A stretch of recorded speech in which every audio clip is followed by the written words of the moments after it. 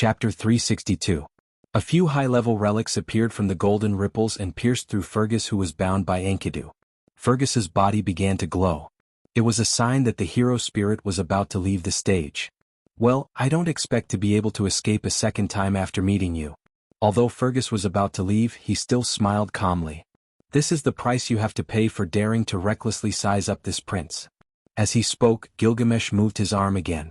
Golden ripples appeared and a high-level relic appeared, cutting Fergus in half. In an instant, Fergus' corpse turned into blue mana particles and disappeared with the wind. At this point, Red Saber Fergus McRoy exited. Then Gilgamesh looked at Gadotsi and the rest who were next to Wuming. "Is this your new partner? Yunryong, you're so useless." Gilgamesh looked at Gadotsi and the rest and laughed. Olga Marie looked at Wuming in surprise. It was a different way of addressing him.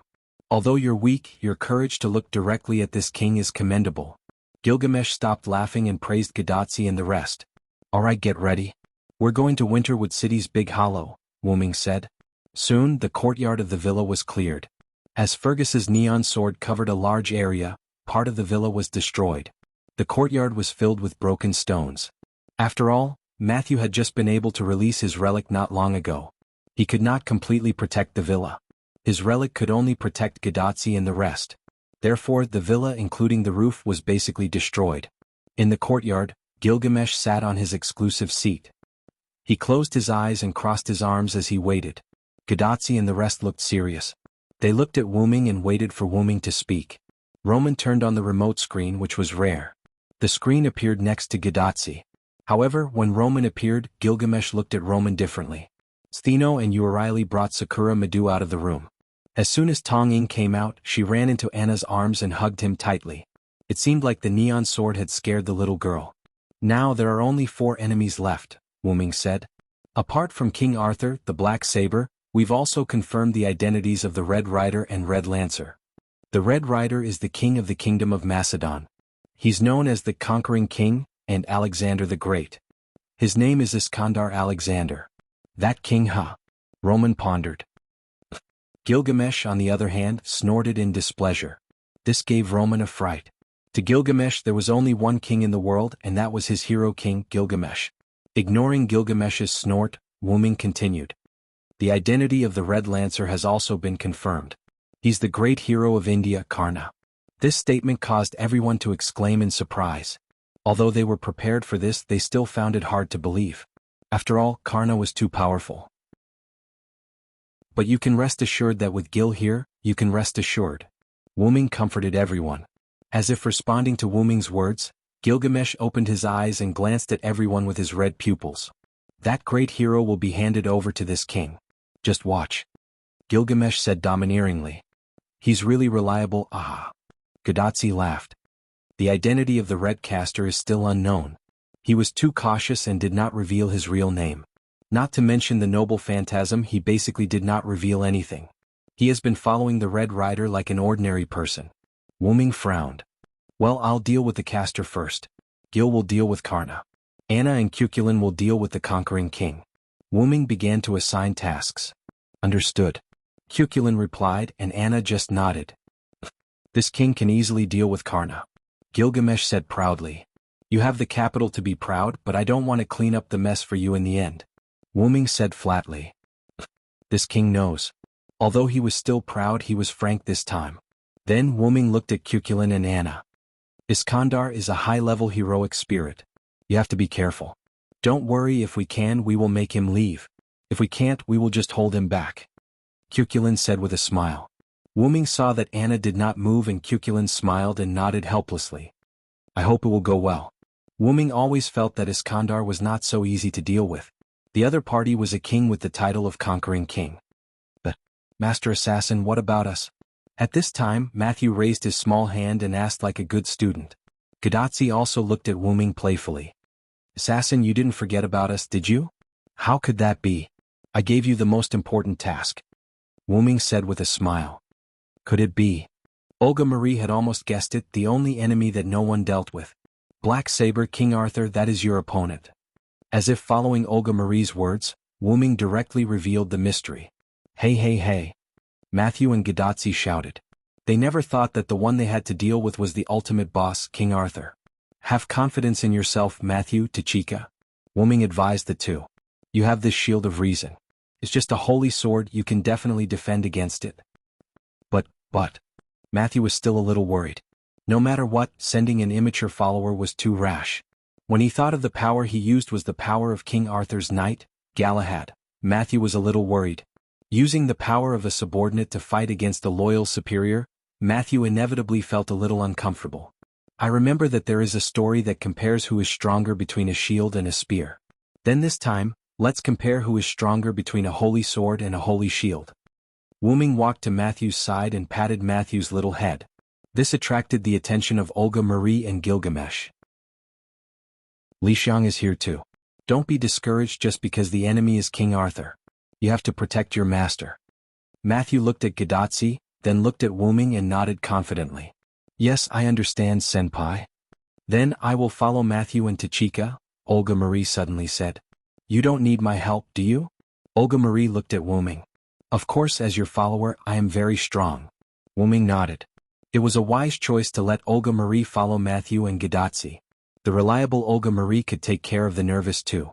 Gilgamesh looked at Olga Marie critically, then shook his head disinterestedly and said nothing. Stheno and Urieli, you two will be responsible for protecting Sakura Madu. Even if most of your power is sealed by Enkidu, you can still protect a little girl. Wuming looked at Stheno and Urieli. Of course. Leave it to me. The two answered affirmatively. Then Wuming glanced at everyone. In short, the enemy may gather in the big hole in Winterwood City based on our movements. What we need to do is to defeat them, repair the singularity, and save the world. Everyone do your best. Oh. Chapter 363. Everyone began to move towards the Yuanzhong mountain. However, civilians should just walk on the ground. Gilgamesh said proudly and took out Vimona from his gate of Babylon. Accompanied by a loud roar, Gilgamesh left angrily. Why would he be angry? So Gilgamesh invited Wuming to go to Vimona together, but Wuming refused. So Gilgamesh left angrily. You really dare? Hero King's eyes are burning with fire. Cuchulain said beside Wuming. Gadotsi and the others all nodded frantically. Just now, everyone could see Gilgamesh's anger. After all, I'm going with Gilgamesh, what if you get into trouble? Wuming was right. Although Wuming seemed to have 7 servants, they didn't have much combat power. Stheno and Urieli, because they were bound by Wuming's fake Enkidu, they couldn't fight. Matthew and Anna, both of them were immature servants. One was a sub-servant that had just been given power, and the other was a young servant that was summoned in an immature state. Their attribute values were not strong, they could be regarded as average. Although the two of them had great potential, it was just potential. It was the same as having an attribute value of D++. Although they were only D-class, they could burst out 3 times the power at a critical moment, and they could instantly surpass a class. But that was only for a moment, and they were only D-class under normal circumstances, so it couldn't be counted as strength. As for Cuchulain, Cuchulain was summoned as a caster. He wasn't weak, but the general ability value of a caster servant was very low. Once they encountered a surprise attack, the chances of them surviving were not high. Now, only Gilgamesh and Wuming could serve as trump cards. Gilgamesh had the Gate of Babylon, which contained countless treasures. Moreover, he had the guile-parting Swordier, which gave him an invincible battle strength. However, your frontal combat ability is not strong. You can ambush the enemy, but you are not suitable to deal with the enemy's surprise attack. Olga Marie naturally understood this principle and analyzed it. She believed that Wuming also understood this principle. Although Wuming was strong, it was summoned as an assassin. Its attributes were more inclined towards assassination and detection, and its relic was targeted at females. Its skills were only for an assassin, so it could not be called a trump card. Therefore, Wuming could follow Gilgamesh and leave first. However, Wuming rejected Gilgamesh's proposal. I naturally have a way. Wuming smiled and remained mysterious. Let's not talk about this first. In the current situation, I think it is wiser for us to go together. Cuchulain also expressed his own opinion. Well, that's it. Wuming smiled and said nothing. He continued to move forward. Gadotsi and others followed. Olga Marie was helpless for a while and then followed the large group. By the way, why do you know so much? Olga Marie asked. Everyone could understand that Olga Marie was asking about the enemy servant's intelligence. When he heard Olga Marie's question, Wuming thought of what happened last night. Wu-Ming went out to look for Gilgamesh and accidentally met a few servants. They were the red-haired Red Rider and the unusually cautious Red Caster who dressed like an ordinary person. When he was exchanging information with everyone, there was one thing that Wu-Ming didn't mention. Even if Wu-Ming had seen Caster's appearance before, Wu-Ming once looked for Gem Man Zelik and saw a young man beside him. It was said that he was Emilo II, the current monarch of modern magic. However, Wu-Ming was sure that the person was not Emilo II. According to Wu-Ming's speculation, it was likely that he was relying on something else. After that, it seemed that Caster's noble phantasm exposed Wu-Ming's whereabouts. In order to avoid trouble, Wu-Ming quickly left. After all, the main task was to find Gilgamesh, not to fight with the enemy. Rider and Caster didn't chase after him, so Wu-Ming left safely. Later, it seemed that Gilgamesh also sensed Wu-Ming's aura, so he drove Wu-Ming to Wu-Ming's side. After all, Wu-Ming was now Gilgamesh's master, so they could naturally sense each other when they were not far away. After finding Gilgamesh, Wu-Ming didn't rush to take Gilgamesh back to the villa. Instead, he found a roof and asked Gilgamesh if he knew any information about the enemy. So, Wu-Ming knew the identity of Iskandar and Karna, but he didn't know the true identity of Caster. The real names of Iskandar, Karna, and Darius III were told to Wu-Ming by Gilgamesh. According to Gilgamesh, Iskandar reported his name at the beginning, and he also reported the real name of Darius III. It had to be said that Iskandar's king's demeanor was quite heroic. Since Winterwood City was suddenly burned by a fire, Gilgamesh left the villa. On the surface he said that he came out to have fun, but in fact, Gilgamesh was worried about Wu-Ming's situation, so he went out to find Wu-Ming. After sensing that the contract between Wu-Ming and himself was still there, plus Gilgamesh was instigated by some people, as a result, Gilgamesh kept fighting with several servants. Wu-Ming observed several small explosions on the tall building, many of which were caused by Gilgamesh. And Gilgamesh treated Fergus cruelly because Fergus flirted with Gilgamesh, and as a result he was chased by Gilgamesh. Because this is the information that Gil collected during this time, plus the information that I collected. She caused a lot of trouble outside. Wu-Ming smiled. Then what do you have to deal with the incoming enemies? Olga Marie continued to ask. Wu-Ming stopped, turned his head and looked at everyone. This. Gadotsi and the others looked at Wu-Ming attentively. It's a secret. Wu-Ming smiled mischievously. Gadotsi and the others almost fell to the ground. You bastard. Olga Marie angrily clenched her fists and looked at Wu-Ming. Haha, as expected of senior brother. Cuculin also laughed. On the contrary, the three Gorgon sisters didn't care about this from the beginning, and they didn't feel disappointed or tricked. Just in time, the enemy is coming, senior brother, show us. Although Cuculin said jokingly, his expression became serious. Boom. Moo. Accompanied by the roar of thunder and the roar of the sacred bull, a chariot pulled by two bulls flew from the sky. Chapter 364. Alalalala, Conqueror King Iskandar is here. The driver of the war chariot was a muscular man with short red hair and red pupils. He was dressed in an ancient armor and a red cloak, and he shouted loudly. Oh, Gorgon's goddess is here? Well, it looks like you have been captured, ah. Sure enough, the conqueror King Alexander the Great. Iskandar's king's temperament was really heroic. Everyone couldn't help but think of the word heroic in their hearts. Forget it, do as you wish. On the chariot, the man with long hair and modern clothes next to Iskandar said indifferently. Oh, Kongming, I still think that telling us our names is what heroes should do, ha ha ha. Iskandar's bearded face that was connected to his hair laughed and patted the shoulder of the young man called Kongming. Well, that guy exposed Caster's real name again. Wu-Ming's guess was right, this was not Ermero II, but a servant who came through Ermero II's body. So, this cautious servant is the resourceful military counselor, Zhuge Kongming. Cuculin nodded. No wonder he is so cautious, even Assassin didn't find out his real name. Matthew praised. Ah yes, after all, he is known for his caution. Zhuge Ming is cautious all his life. This sentence was not said for nothing. Well, Zhuge Kongming rubbed his eyebrows with a headache. Didn't we agree not to reveal my real name, Conqueror King? Zhuge Kongming said with some distress. Haha, what does it matter? Everyone here is a hero who is about to face King Arthur. It is the final moment, there is no need to hide your real name. Iskandar laughed unconsciously and patted Zhuge Kongming's body again. Forget it. Zhuge Kongming dodged Iskandar's arm and looked at the others. That's right.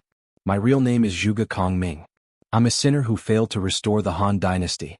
There's no point in remembering it. Zhuge Kongming said indifferently. Then Zhuge Kongming looked at Wu Ming. Do you recognize this body of mine? I'll say this in advance. I didn't erase his consciousness.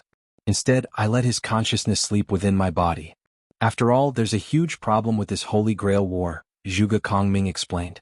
Generally speaking, the servant who descended through dependence had the ability to erase the consciousness of the body. However, Zhuge Kongming didn't do that. Instead, he chose to put his body's consciousness to sleep and act on his behalf. This was similar to Matthew. Matthew's power was Galahad's departure, leaving the power for Matthew to use.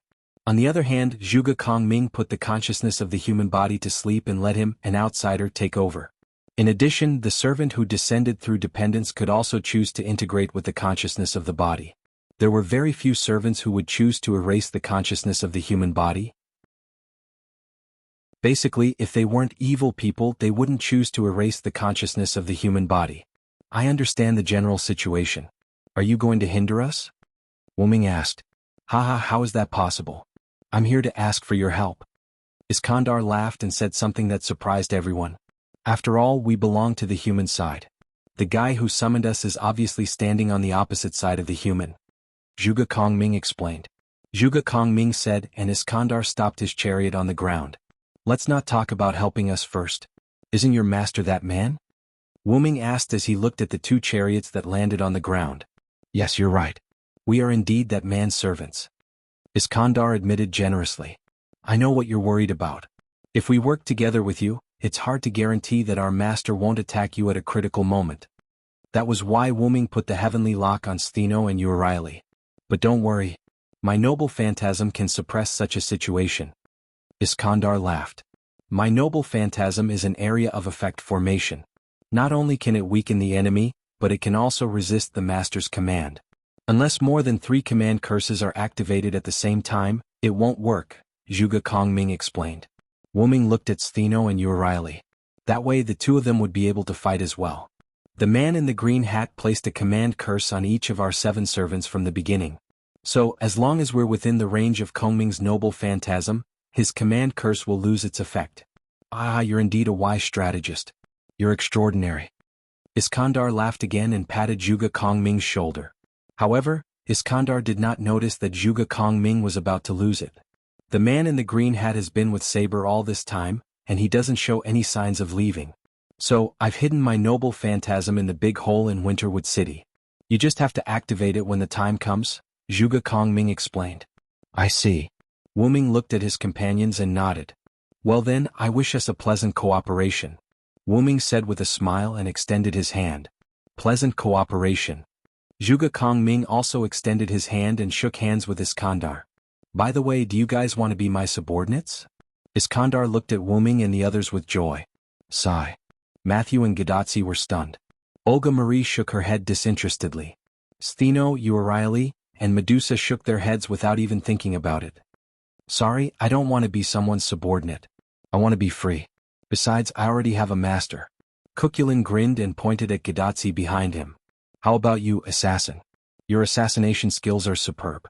I didn't even notice you. However, you don't look like a villain, so I welcome you to join my army.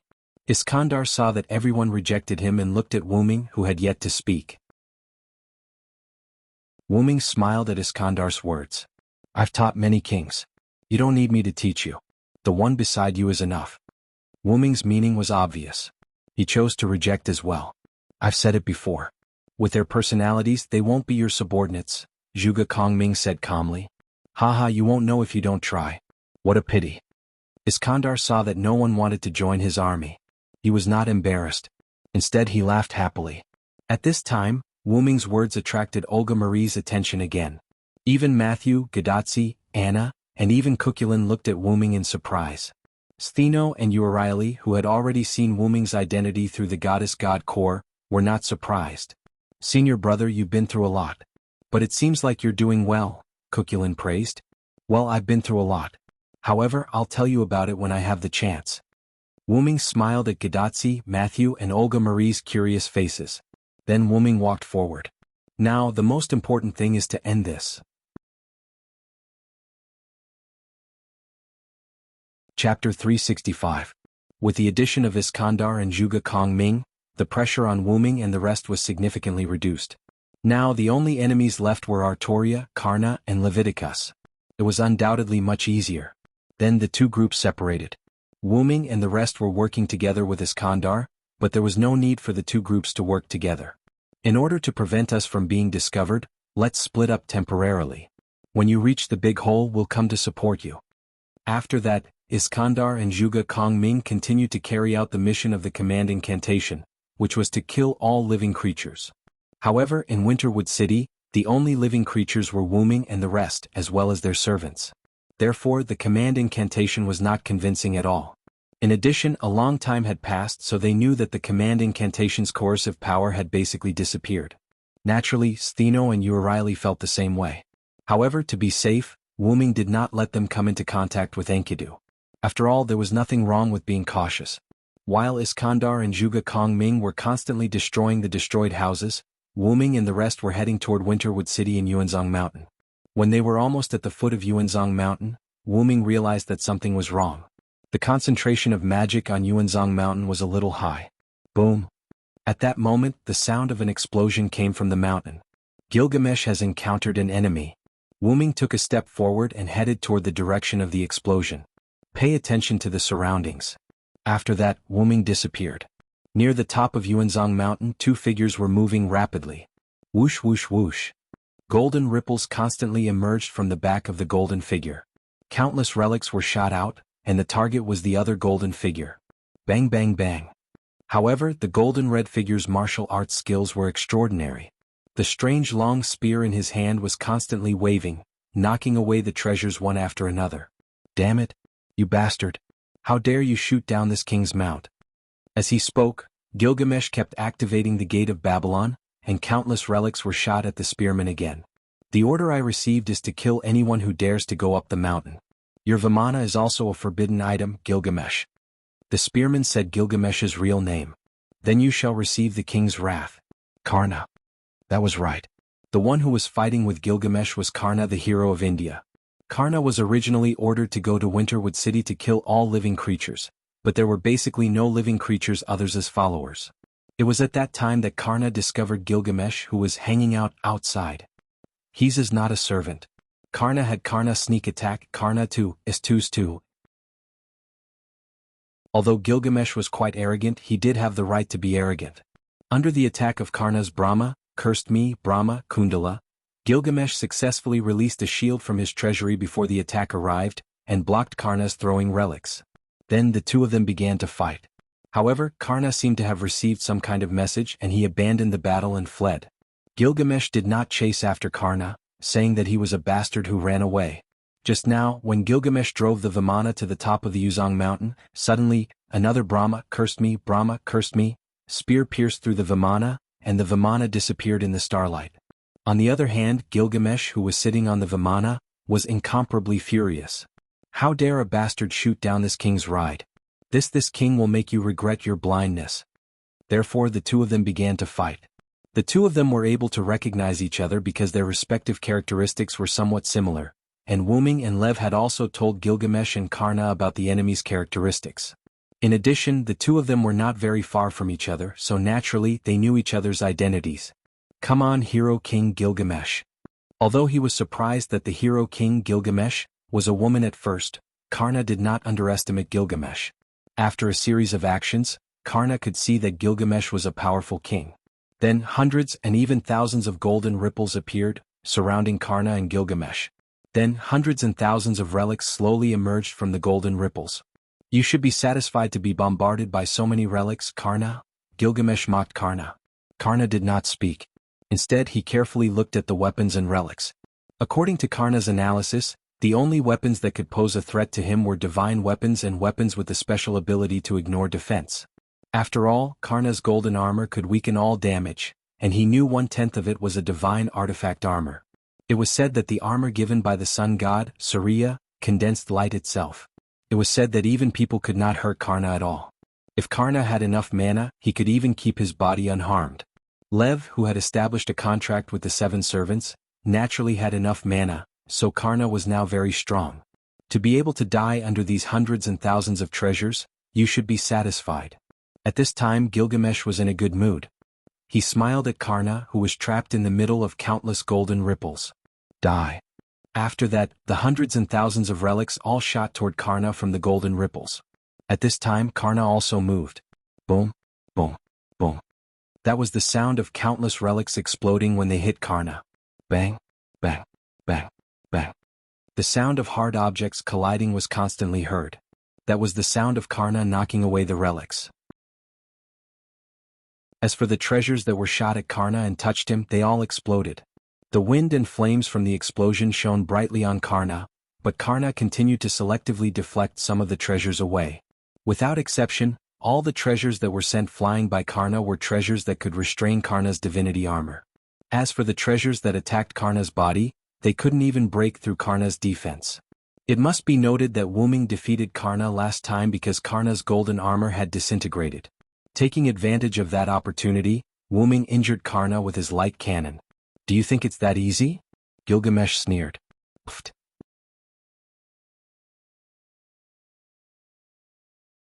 Chapter 366. Puk Dash. Several noble artifacts pierced through Karna's body, and blood splattered everywhere. The noble artifacts that were inserted into Karna's body turned into spots of golden light and were retrieved by Gilgamesh into the gate of Babylon. Cough. I see. You hid these noble artifacts in the shadows of other noble artifacts. As expected of the hero king. Karna coughed up blood and said with some shame. Gilgamesh was an archer after all. If he just threw noble artifacts around, it would be too degrading. Bastard, this is the price you pay for attacking this king? Gilgamesh said disdainfully. At this moment, a huge dark purple tentacle that looked like an octopus suddenly broke out of the ground. In an instant, Karna was tied up by this huge dark purple tentacle without any resistance and was dragged into the hole in the ground created by the tentacle. At best, you're just a bastard, Gilgamesh said disdainfully and did not pursue. At this time Wuming also arrived. Genryong, you're late. You didn't see this king's moment of bravery, but seeing that you rushed over to support this king will not argue with you. Gilgamesh looked at Wuming and said arrogantly with squinted eyes. In the eyes of others, Gilgamesh was like a breeze, but at this time, Gilgamesh gave Wuming the feeling of a dog asking for praise from its owner. Yes, so, your majesty has the enemy left? Wuming said as he looked at the hole in the ground. Here, this is the hole. A rat-like tentacle took Karna away. Gilgamesh pointed at the hole in the ground and said disdainfully again. Tentacle? Wuming frowned. He had never heard of an enemy servant that could use tentacles. Thinking of this, Wuming squatted down and looked at the hole in the ground. There was a trace of mucus on the edge of the hole. At this time Gadatsi and the others hurriedly ran up the mountain. Gadatsi and Sakura Madu were both held by their respective servants. Olga Marie's servant, Wuming, had already run up, so Cuculin was the one holding her. But, let go of me. Olga Marie said to Cuculin behind her with a red face. The reason Olga Marie became like this was because Cuculin lifted Olga Marie by her collar. It's really troublesome. Anna and Mashu have their own masters, and the two goddesses over there won't do such a rough job. I'm the only one left and they won't let me hug them, so I can only do this. With that, Cuculin loosened his grip and Olga Marie fell to the ground. Of course she landed on her but first. Damn it. I'll remember you, Cuculin. Olga Mai stood up and rubbed her buttocks, looking at Cuculin with shame and indignation. On the other hand, Cuculin looked indifferent. After all, he would return to the Martyr's Palace once the Holy Grail War was over. There was no point in looking for trouble. Something unexpected has happened, Wuming said when he saw that the commotion was almost over. Then everyone looked at Wuming. Wuming then told them what had happened. Gilgamesh and Karna fought. Then a tentacle took away Karna, who didn't resist, leaving a hole covered in mucus. According to the information we have, the enemy doesn't have any servants with the ability to control tentacles. Olga Marie touched her chin and said, no matter if it's Karna or King Arthur, neither of them has such an ability, and the other servants have either left or are on our side. Wuming analyzed. In other words, Cuculin frowned. Is there a new servant? Gadatsi was surprised. Tachika is right. Judging from Karna's appearance, the man in the green hat must have summoned another servant. Wuming said solemnly. Who the hell is that guy? He can summon an unlimited number of servants. What a troublesome enemy. Olga Marie said with a headache. Could it be the ability of the guy who pretended to be Professor Reef? Matthew raised his small hand and asked. That's right. The other party can provide 7 servants at once, and he has the purpose of destroying the world. It's very likely that he's not human. Gadotsi said excitedly as if she had discovered a new continent. It's not impossible, but I think it's more likely that the other party summoned another servant. Wuming didn't deny Gadotsi's theory, but proposed another possibility. Since the other party can provide 7 servants at once, then it's not impossible to summon another 7 or even more. Sasson is right. We have to prepare for the worst. Olga Marie also nodded. By the way, why did you believe the Red Rider and Redcaster so easily? Aren't you afraid that they lied to you? At this time, Olga Marie asked Wuming. It's not that I don't believe you. I just want to know what you were thinking at that time. Aren't you afraid that they lied to you? Olga Marie asked carefully.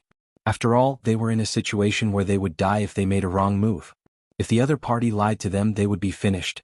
At that time, Olga Marie wanted to ask, but because the other party was there, she didn't have the nerve to ask. After all, Olga Marie was a magician, and it was impossible for her not to be suspicious. I don't think Iskandar will lie. Wuming smiled, and then continued to move toward the entrance of the Yuanzhong mountain. Is that simple? Olga Marie found it hard to believe. Just because they believed that the other party wouldn't lie, they cooperated so easily? I also feel that the king's temperament. I don't think he will lie to us. Matthew thought for a moment and said. Really, do you have a sixth sense? Olga Marie said helplessly. Okay, don't talk nonsense, let's go. Cuculin said, pushing Olga Marie. I know. Let go of me. So, everyone came to the Yuanzhong Mountain's Ludong Temple. There was a large passage behind it that led directly to the inside of the big hollow. With the number of Wuming and the others, it was a bit inappropriate to take the previous small path. The whole Winterwood city turned into a field of fire, but the strange thing was that the temple was intact, and only some of the surrounding edges were broken. Let's go, Wuming said concisely. Just as everyone was about to enter the Ludong Temple, Wuming immediately held out his hand and stopped everyone. Both Cuculin and Wuming looked cautious. What's wrong? What happened? Gadotsi asked. Get ready, there's an enemy. Olga Marie gestured and prepared the magic bullets. Bang! Suddenly, the door of the Ludong Temple was violently opened.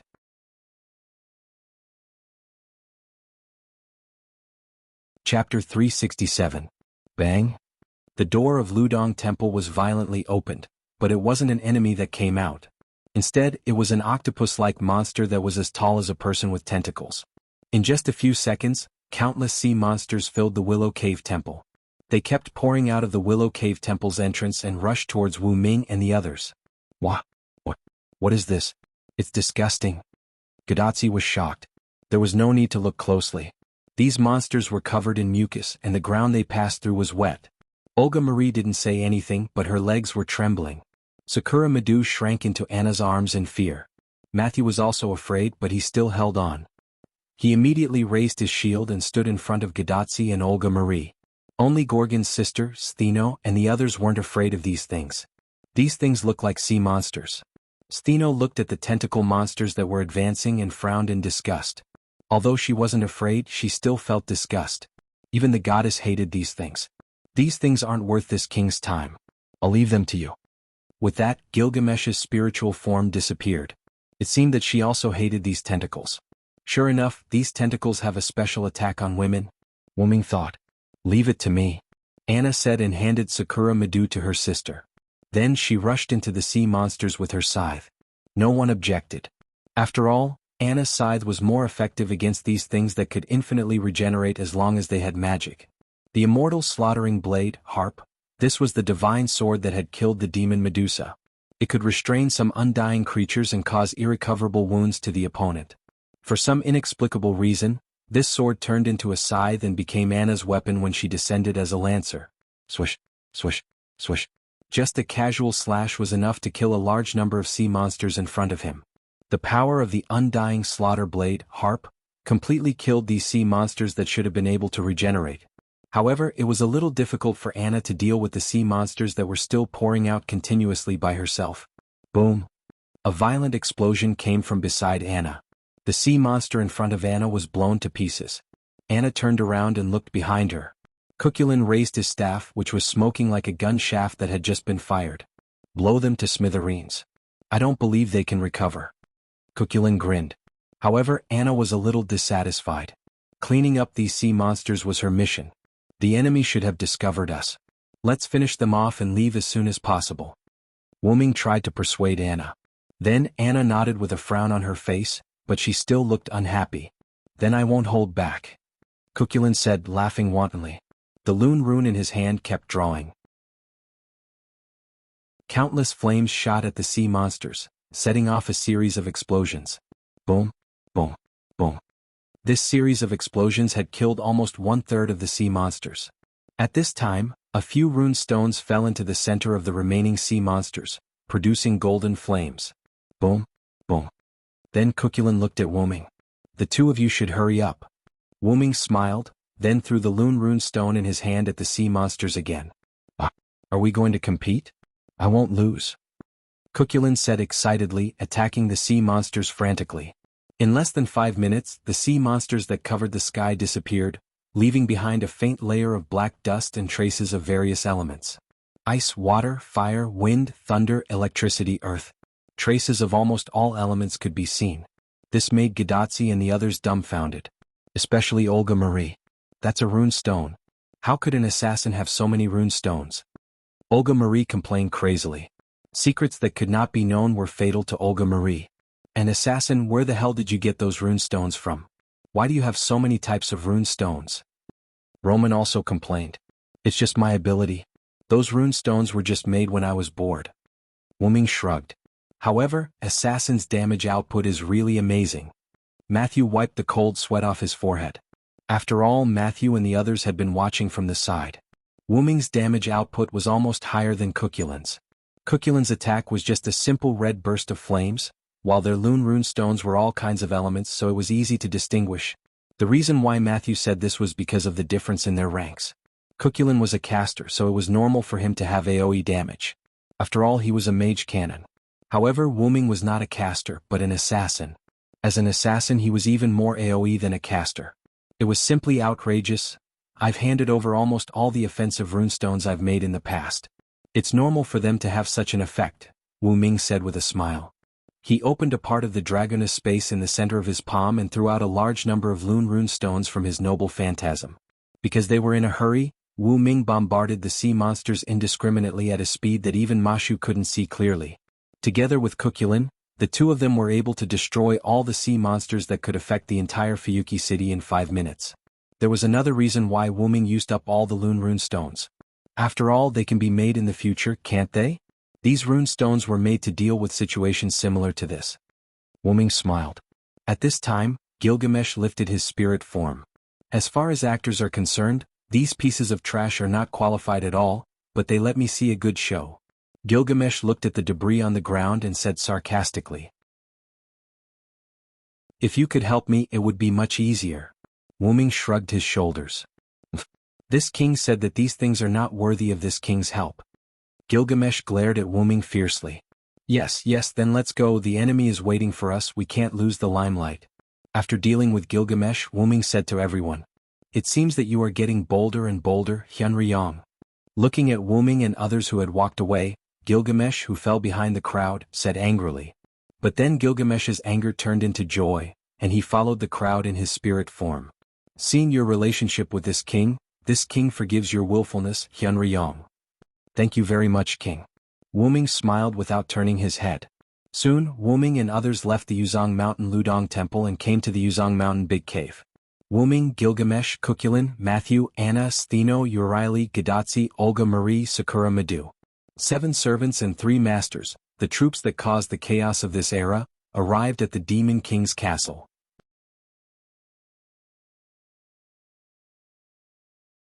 Chapter 368. Looking at the hole filled with magic, Gadotsi and the others couldn't help but tense up. Even Sakura Madhu felt the danger inside the big hole and leaned into Anna's arms in fear. Welcome everyone. At this time, a voice came from the hole. After hearing this voice, Wuming instantly knew who it was. After all, the two of them had a deep hatred for each other. This voice is? Olga Marie was a little excited. Matthew and Gadotsi were also surprised. Even Roman, who turned off the virtual screen to make it easier for everyone to move, appeared again. Everyone looked at the shadow. A figure came out from the shadow of the hole, wearing a green top hat, green clothes, brown hair and a gentle smile. Lev! Olga Marie shouted excitedly. That's right, it was Lev Lenore Floros. Lev, it's great that you're okay. Olga Marie was about to walk over, but she was stopped by Wu Ming and interrupted. Calm down, Olga, he came from the enemy's base. Olga Marie looked at Wu Ming and then looked at Leviticus. Although her eyes were still anxious, Olga Marie had calmed down and wouldn't defect to the enemy. After Wu Ming's persuasion, Olga Marie was now very calm. If it was the previous Olga Marie, she would have rushed over when she heard Lev's voice. Lev, are you still alive? At this time Roman asked cautiously. It's Romani. I remember I should tell you to go to the control room immediately. Why didn't you listen to me? Although Lev still had a gentle face and tone, everyone could feel the anger in his words. Lev. Romani looked at Lev in disbelief. Now, not only Roman, but also Matthew and Gadazzi had seen that there was something wrong with Professor Leviticus. Lev. You're not a fake Lev, are you? Olga Marie asked. Leviticus' years of experience and habits made Olga Marie see that, as Wu Ming said, the other party was not a fake Leviticus. Yes, Olga, I am indeed Lev Lenore Floros.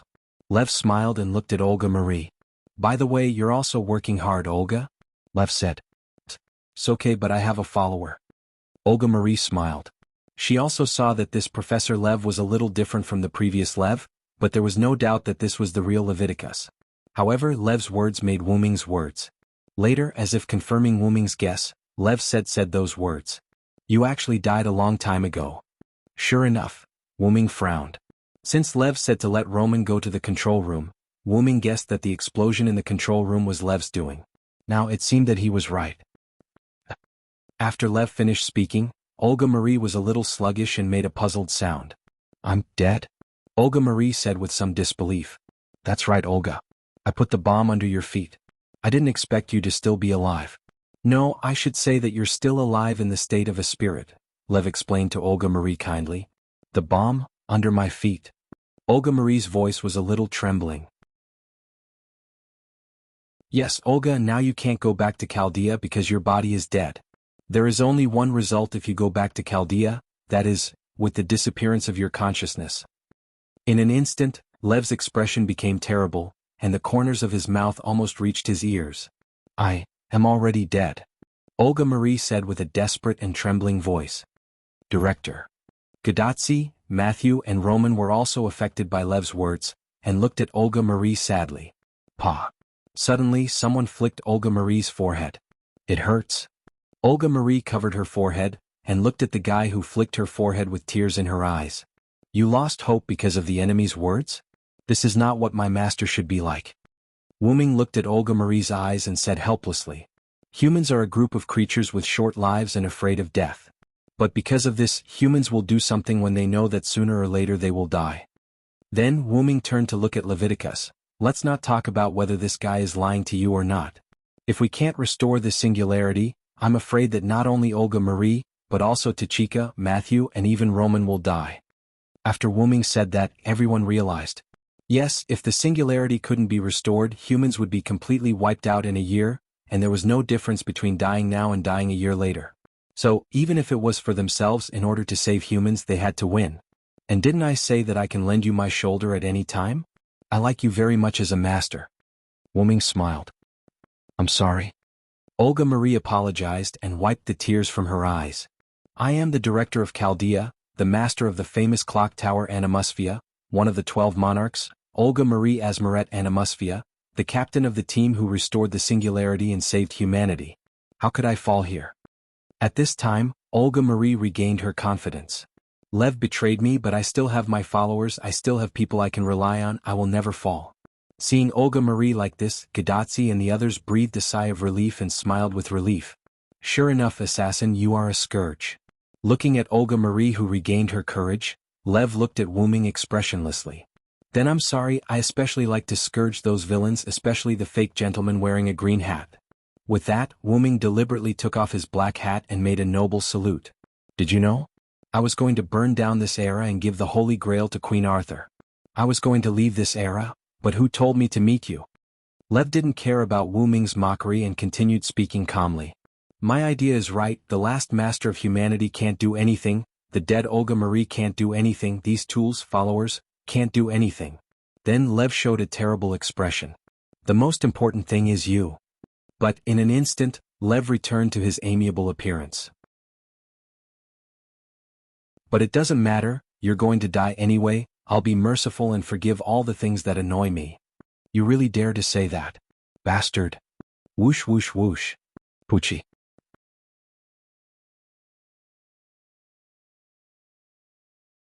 Chapter 369. Four noble phantasms pierced through Lev's body. Gudazi couldn't help but turn his head away. No matter what, they were acquaintances after all. He really couldn't bear to look at it. Oh, Hero King is still grumpy. Although Lev was pierced through by Gilgamesh's noble phantasms, he didn't die. Everyone looked and saw Lev's body shaking slightly. This was obviously a projection. I've been in Chaldea for so many years. I can use this kind of projection. Roman and Olga Marie frowned. Lev then looked at Gilgamesh, who was expressionless. Ignoring the fact that assassin is here, Hero King Gilgamesh is considered one of the best tools. I wouldn't dare to come alone. Bastard. Gilgamesh glared. Lev's word tool obviously angered Gilgamesh. I think so too. With your kind, it's unlikely that you'll face us. Wuming said sarcastically. Whatever you say. Now enjoy the feast I've prepared for you. Lev smiled at Wuming's sarcasm. After that, Lev's figure disappeared like a screen without electricity. This king will crush that bastard. With that, Gilgamesh's spiritual form disappeared. It seemed that he had entered the Yuanzong mountain. But, don't we need to take care of this king? Roman smiled awkwardly. Roman's intention was naturally to be careful. However, Wuming shook his head. She's not angry enough to need us to remind her. Gil can help us find the way. You're really relaxed. Gudatsi smiled awkwardly. Anyone who had a willful follower like Gilgamesh would have a headache. However, Wuming was very relaxed. I think I know her the best in the world. Don't worry, nothing will happen. Let's go in quickly. Then everyone entered the big hole. However, the moment they entered, Wuming felt as if he had passed through a layer of film. Then he found that the people behind him had disappeared, and his surroundings had turned into a maze-like stone wall. Is this an enchantment? Wuming frowned. It was probably the enemy's noble phantasm. Wuming could feel that it was an enchantment and its level was not low. This is troublesome. After all, Wu Ming and the others had the advantage of having more people and being able to work together. However, the enemy's unknown servant used a noble relic to separate them, which was quite a disadvantage. It seems that I have to hurry up. Saying so, Wuming looked at his gloved left hand. Then Wuming began to explore the labyrinth. It was actually very easy to crack this type of noble phantasm, that was, to get out of the labyrinth. However, in Wuming's view, this labyrinth was quite difficult, and he was afraid that it would take a while to crack it. However, it was better to move forward than to wait in place, and Wuming could feel a slight connection with Olga Marie. At this moment, the sound of footsteps in night boots could be heard. Wu Ming looked at the two figures in front of him, ready for battle. Altoria and Leviticus. Welcome, welcome, welcome to Chaos Labyrinthos. Lev was the first to speak, looking at Wuming with a pleasant expression. Chaos Labyrinthos? Is that the name of this noble phantasm? Wuming began to think. Yes, I'll tell you directly, this noble phantasm is held by a monster named Militanos, but then again, it's really easy to control a berserker. Lev directly told Wuming the servant who held this noble phantasm and laughed at him. So, your purpose of separating us is to defeat us one by one, Lev? Wuming smiled indifferently. That's right, but don't be mistaken, I don't want to use King Arthur's sacred sword. Lev admitted generously. I think so. Wuming sneered. The feeling between Wuming and Lev was comparable to life and death enemies, and they would not let go of the opportunity to kill each other. You didn't leave this era but stayed, I'm afraid it's because of this, right? Wuming asked. Yes, I don't know why, but when I think of killing you with my own hands I feel very happy. Lev grinned and looked at Wuming ferociously. Spare, you go and deal with the last master of Chaldea, I specifically left them behind. Lev ordered Altoria. Altoria did not say a word and left step by step. It seemed that as Lev said, she wanted to deal with Wuming with her own hands. Wuming thoughtfully looked at Artoria who was leaving. He always felt that Artoria obeyed Lev's orders for another reason. Then let's begin, assassin. Lev laughed ferociously, and his body began to squirm and change. As for the others, Gilgamesh looked at the empty space around him. This seemed to be the center of the labyrinth, and it was the size of a few football fields. Standing opposite Gilgamesh was a spearman in golden armor. A rat that escaped dares to appear in front of this king again? Gilgamesh looked at Karna with disdain. I have no choice. Only I can defeat you, so the master sent me here, Karna said emotionlessly. Then, are you ready to be cut into pieces? Instantly, countless golden ripples appeared behind Gilgamesh. Karna, who was opposite him, also raised the spear in his hand that was transformed from the Brahmastra. Stheno and Euryale looked at the labyrinth where only the two of them were left, and looked around cautiously. At this time, a scarlet eye emerged from the shadows of the labyrinth beside them. Cuchulainn put his staff on his shoulder and looked at the white-haired, red-clothed man with two swords in front of him. He smiled. You must be Archer. How ironic that you're using two swords. Didn't you want to fight me with your staff? The unknown heroic spirit said calmly. You're right. Cuchulainn put his staff in a spear position and pointed it at the unknown servant. Come on, Archer. After that, Cuchulainn rushed forward. The unknown heroic spirit also stomped his feet and faced Cuchulainn. Anna raised her scythe, and the person behind her grabbed onto Anna's cloak in fear, not daring to look at Sakura Madhu. Opposite them, a man with two spears and a mole at the corner of his eye stood there. Dirty, Anna suddenly said. I'm sorry, but this is irresistible. Blame it on the fact that you're women.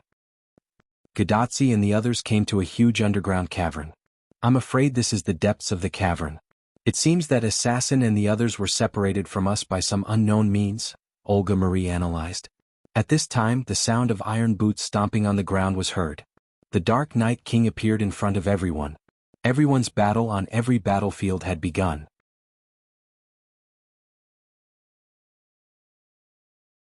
Chapter 370. Wuming looked at the giant flesh pillar with countless huge eyeballs in front of him and then looked at the black mud-like liquid that it was emitting. He was even more certain that it was related to the origin black mud.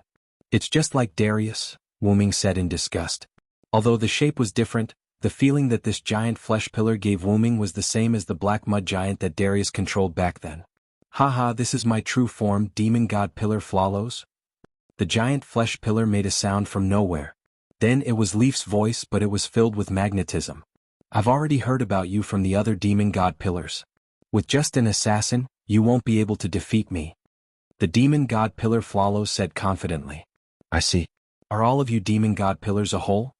Since Flawlos said, we are waiting, and after learning about Wuming from the other demon god pillars, Wuming guessed that Flawlos and the other 72 demon god pillars were a whole. That's right. We are a group that is more advanced than an individual human. The demon god pillar swayed. The demon god pillar that pierced the sky gave off a feeling that it would fall. Then let's begin. As he said that, Wuming's eyes turned red. In an instant, countless fog emerged from Wuming's body, blocking Wuming's figure and the giant demon god pillar Flawlos. The mist, dark mist city. On the other side, outside Yuanzhong Mountain, Iskandar carried Zhuge Kongming and drove the divine might wheel to the entrance of the Big Hollow. It seems that they have entered the Big Hollow, Iskandar said as he looked at the entrance with traces. But my noble phantasm can only sense Chaldea's master and a group of people. I can't sense the other servants. Zhuge Kongming frowned as he thought of something bad. You're right, it's my old enemy. Suddenly, a young female voice sounded. Judging from his tone, I see. Zhuge Kongming instantly knew who the visitor was. At the top of the mountain, an ancient China chariot was parked there. A blonde woman wearing ancient clothes and holding a feather fan stood on the chariot. Is this someone you know, Kongming? Iskandar asked. My old enemy, Sima. Zhuge Kongming frowned slightly as if he had thought of something. Just as you thought, Master already knew that you would betray him with the Conquest King. Therefore he has already summoned the 7 servants. The woman named Sima waved her feather fan and said with confidence. Haha, if that's the case, there's an ambush here. Iskandar was not sad but happy at the thought of an ambush. He started laughing loudly. After all, I've already thought of this situation, so there's nothing to worry about. Zhuge Kongming said calmly. Together with his handsome face, he looked like an aloof Prince Charming. Oh, is that so? Then take this move of mine. As he said that, several tentacles suddenly shot out from the ground and wrapped around Iskandar's divine might wheel. If Wuming and the others were here, they would definitely be shocked because they had seen these tentacles before. Haha, just tentacles. They're not enough to suppress me, the conquest king. As he said that, Iskandar waved the reins in his hands and prepared to use the divine might wheel's lightning to break free from the tentacles. Moo! The two flying hoof thunderbolts roared and broke free from the tentacles. However, countless tentacles appeared in an instant, and these tentacles were much thicker than the ones that wrapped around the divine might wheel. They were like giant trees that covered the sky, and the tentacles instantly trapped the divine might wheel that had yet to fly. It's not enough. Ah! Iskandar's arrogant laughter came from the tentacles. However, these giant tentacles could not trap the conquest king. Moo! As the flying hoof thunderbolts roared, the divine might wheel tore apart the giant tentacles and then rushed into the sky. When did you start to use these things, Sima Yi? Zhuge Kongming said calmly. Hee, of course you can use illegal means at the right time, and this isn't something that I would do. As if responding to Sima Yi's words, an entrance opened in the group of tentacles that were still dancing on the ground. A man wearing a wizard's robe with protruding eyes and pale skin appeared. Greetings, military advisor. As he spoke, the man bowed to Sima Yi. Let me introduce you, this is Castor, magician. His real name is the French Marshal Gilles de Rais of the British and French war species. Because he is addicted to alchemy, he has the Castor profession. It seemed that this person was the one who controlled the tentacles. Sima Yi did not hesitate to tell Iskandar and Zhuge Kongming the real name of the man who came out from the tentacles. Gilles de Rais, on the other hand, appeared indifferent. As you can see, this is the subordinate that master assigned to me. Like a little girl who got a toy, Sima Yi smiled. And I have more than one subordinate. As she said that, a sword light flashed. Moo! Iskandar's flying hoof thunderbolt screamed and fell with the divine might wheel. In an emergency, Iskandar grabbed Zhuge Kongming's collar, jumped down from the divine might wheel, and landed firmly on the ground. That sword is? Iskandar, who was also a king, saw that the servant who released the sword light was a king. She had long white hair, rather revealing white clothes, dark skin, and a rainbow-colored sword in her hand. The girl's figure slowly appeared. I am the destroyer of all civilizations. The girl said expressionlessly. This is the Hun emperor who once conquered Europe, known as God's Whip, Attila. Sima Yi introduced again. I have another subordinate, but I don't think it's necessary, so I let her move freely. Sima Yi said casually. How arrogant. This is not like you, Sima Yi. Zhuge Kongming mocked Sima Yi. Hee, other people aside, Attila with the war god sword is enough to defeat you. Do you want to try? Sima Yi said provocatively and looked at Iskandar. Ah, that's exactly what I want. To be able to fight against the famous military commander Sima Yi, Marshal Gilles de Rais of France, and the Hun emperor with the title of God's Whip. This is a rare opportunity. Iskandar laughed and did not look timid after losing the divine might wheel. Then, let me show you my king's road. After a few seconds, the clamor outside Yuanzhong Mountain was gone and it was completely quiet. However, the battle was still going on in a place that could not be seen.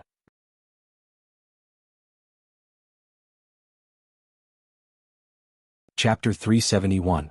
On Anna's side, Anna and the guy with the dual spears were entangled together. Because the other party had promised in his name that he would never harm Sakura Madu, a young child, Sakura Madu stood in place and watched Anna and the other party fight. Delamudo Odina. Sakura Madu said with some worry. Of course, she wasn't worried about the dual spear knight called Delamudo, but she was worried about Anna. Delamudo Odina was the first knight of the Red Branch Knights. He was related to Fergus, Cuculin, and even Sira. If Wuming was here, he would probably be able to recognize Delamudo. The most important thing was that the other party had dual spears and dual swords. Sakura Madu, who had read about the Red Branch Knights, knew that Delamudo's dual swords and dual spears had great power. They were engraved with special lune runes. Judging from the current situation, Delamudo was summoned as a lancer, which made Janto Sakura heave a sigh of relief. After all, compared to dual swords, Delamudo with dual spears was easier to deal with. But it was only easier to deal with. At this moment, Delamudo and Anna were fighting using long and short spears. The red spear was called the magic-breaking red rose, Gidirge, and the yellow short spear was called the sure-extinguishing yellow rose, Gibid.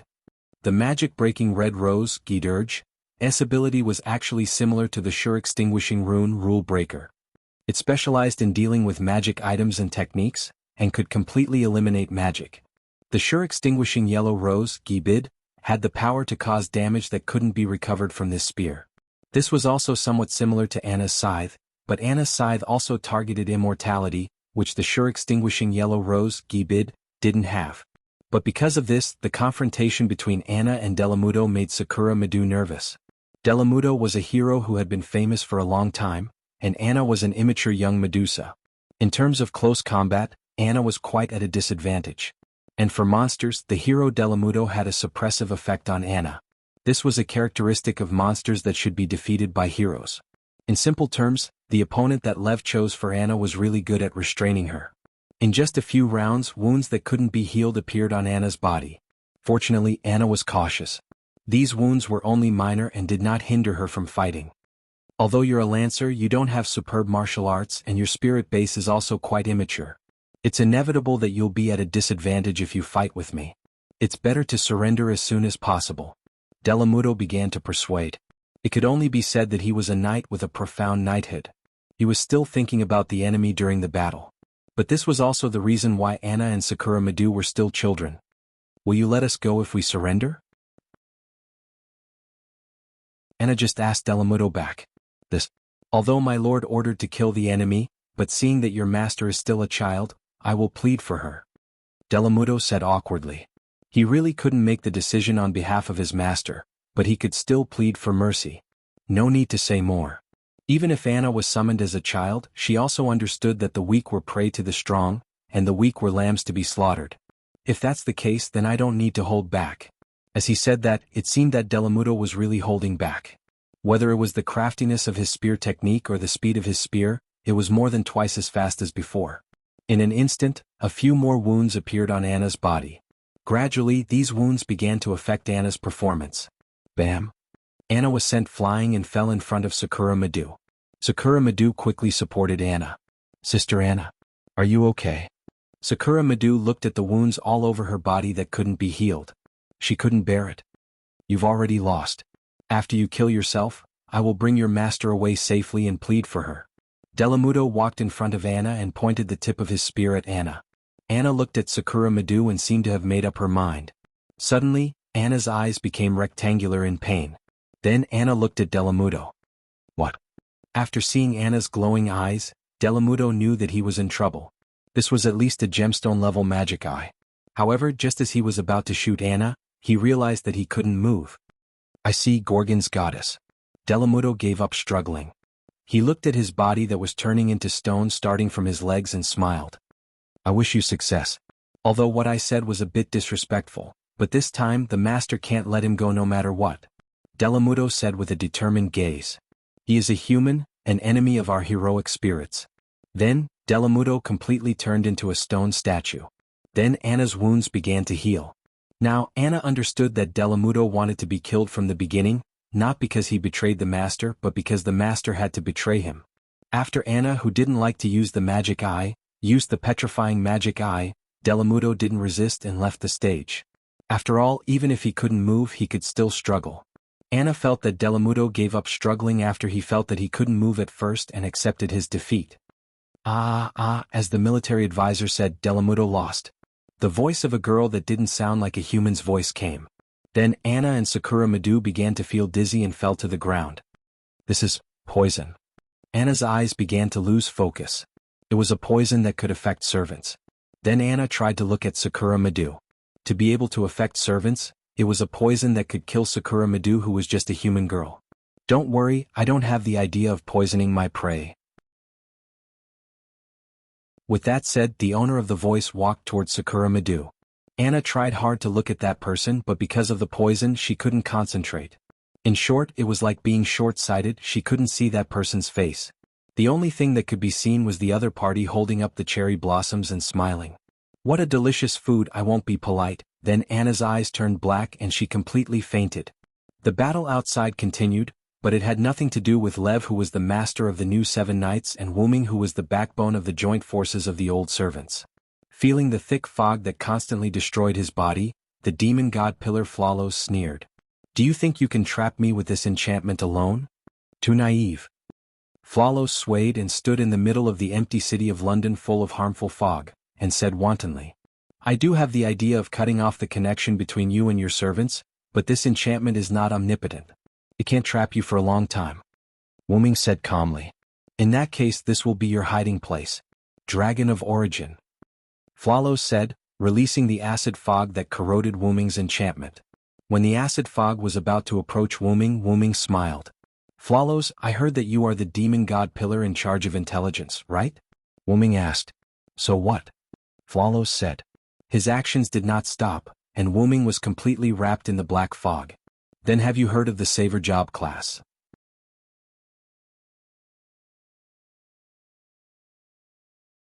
Chapter 372. In the center of the city of London filled with white fog, on the towering demon god pillar, countless eyes were blinking.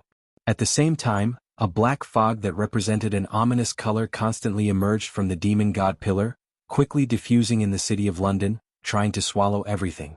And at this moment, a little golden light vaguely flashed from the black fog. Boom!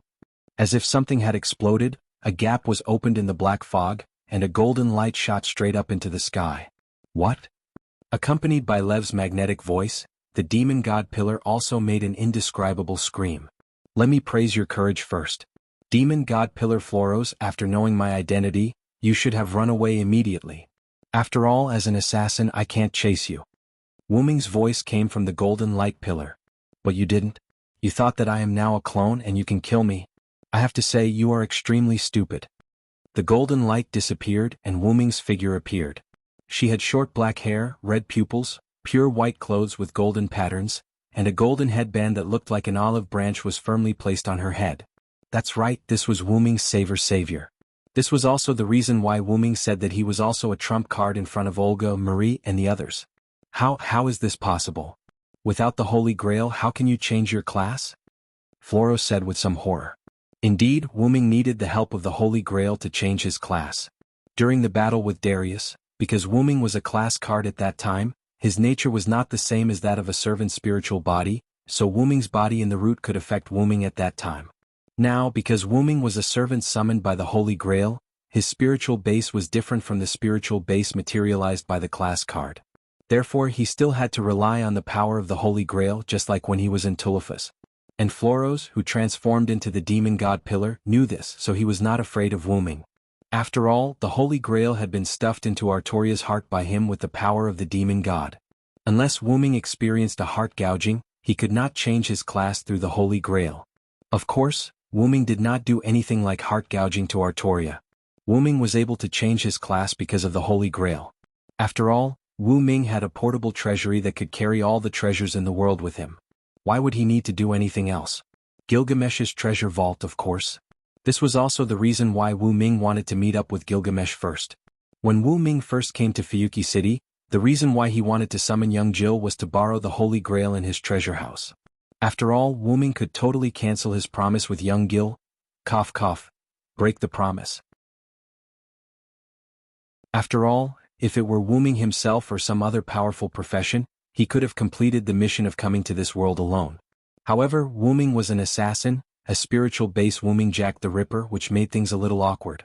This could be considered as Wu Ming's punishment for cheating.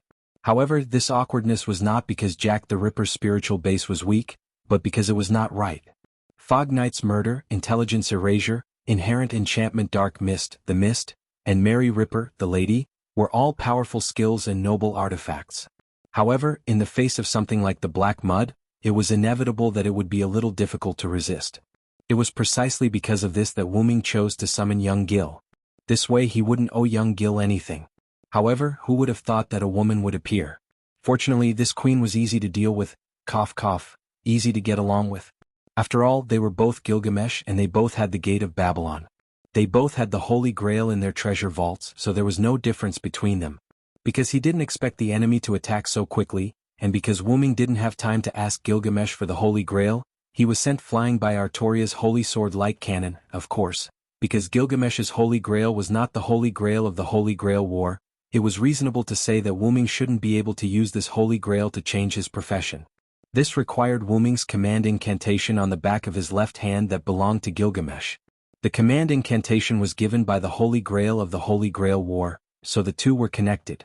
In this way, Wu Ming used the command incantation and the Uruk's Holy Grail to successfully change his profession. This was the special condition that Wu Ming told Olga, Marie, and the others before. Without these two special conditions, the result of changing his profession would not be born. As for how I successfully changed my profession, you don't need to know. Wu-Ming looked at the demon god pillar Floros with a benevolent look. It could only be said that Floros' intestines were green with regret. If he knew this would happen, he would have left quickly. However, there were no ifs in all of this, so Floros still had to bite the bullet. Damn it. You're just a servant. See how I'll destroy you.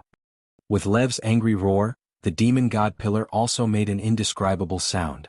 Then countless fog rushed toward Wu-Ming, followed by countless heat rays from the eyes on the demon god pillar. Swoosh. With a flash of a sword, the attacking fog and heat rays were all scattered. The sword continued to move forward and attacked the demon god pillar, leaving a deep burn mark, as if an undead creature had touched the holy light. Ah! What is this? Lev screamed, and the demon god pillar kept squirming to get rid of the pain. Wu-Ming, on the other hand, was holding a platinum holy sword that looked like Artoria's Excalibur. Its name is Savior's Divine Sword. How is it? It's not bad, right? Wu-Ming looked at the demon god pillar in the air. The sword that just broke the fog and heat rays was from Savior's Divine Sword. Damn it, damn it, damn it. Lev's voice was crazy, and it began to sound a little different from Lev's voice. By the way, now you should feel the malice of the surrounding air, space, and the whole world toward you, right? As if to verify Wu-Ming's words, Floros' body began to gradually collapse. Nemesis of Evil was an EX level skill, and Wu-Ming also hit the demon god pillar just now. Even if Floros had the black soil in his body, it was not easy. How is this possible? I'm the king's subordinate, and you want to defeat me as a servant. Oh. Demon god pillar Floros began to scream, and the indescribable screams filled the entire city of London. At this time, Wu-Ming raised the Savior's Divine Sword. The tip of the Savior's Divine Sword began to gather a heat source, and the heat source gradually became larger, forming a constantly growing sun. So, from the beginning you have no chance of winning, demon god pillar Floros. After that, Wu-Ming waved the Savior's Divine Sword.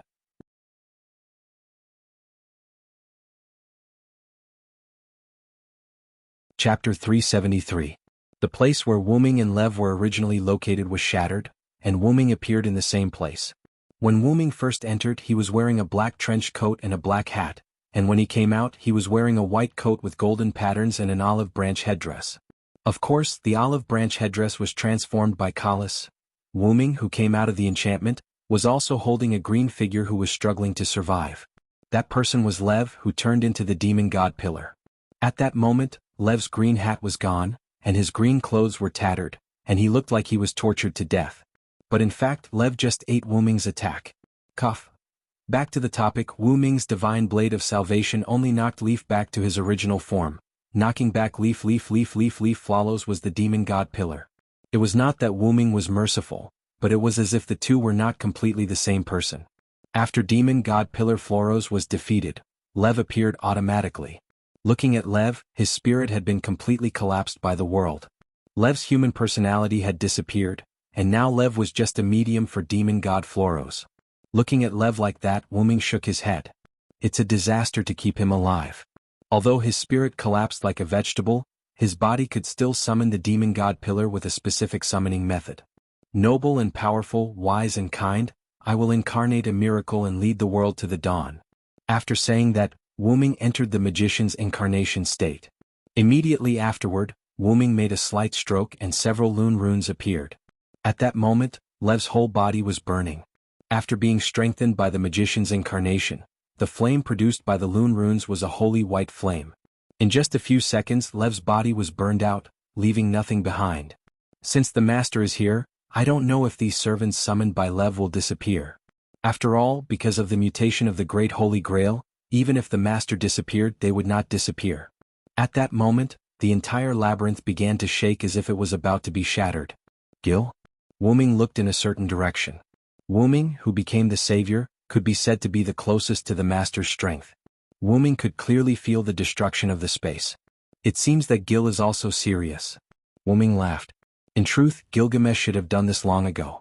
The only reason he used the good separation sword now was probably because he saw that he couldn't take down Karna, and that Karna's frenzied attacks forced him to take him seriously. Wu-Ming just waited. Originally, Wu-Ming wanted to use the sword, but since someone else did it for him, he didn't need it anymore. Soon, along with a series of spatial transformations, the space around Wu Ming changed. The surrounding labyrinth turned into a super big underground hole, and in that big hole, there were more than a dozen servants, including Wu Ming. But because the big hole was too vast, some servants were far away from each other. Wu Ming looked at the servant group closest to him. Urieli was sitting on the shoulder of a little giant with horns, while Stheno was taking care of the unconscious Anna and Sakura Madu behind the little giant. Wu Ming naturally saw that Anna and Sakura Madu were poisoned, and it was a very powerful poison. So Wu Ming quickly went to Anna and Sakura Madu's side.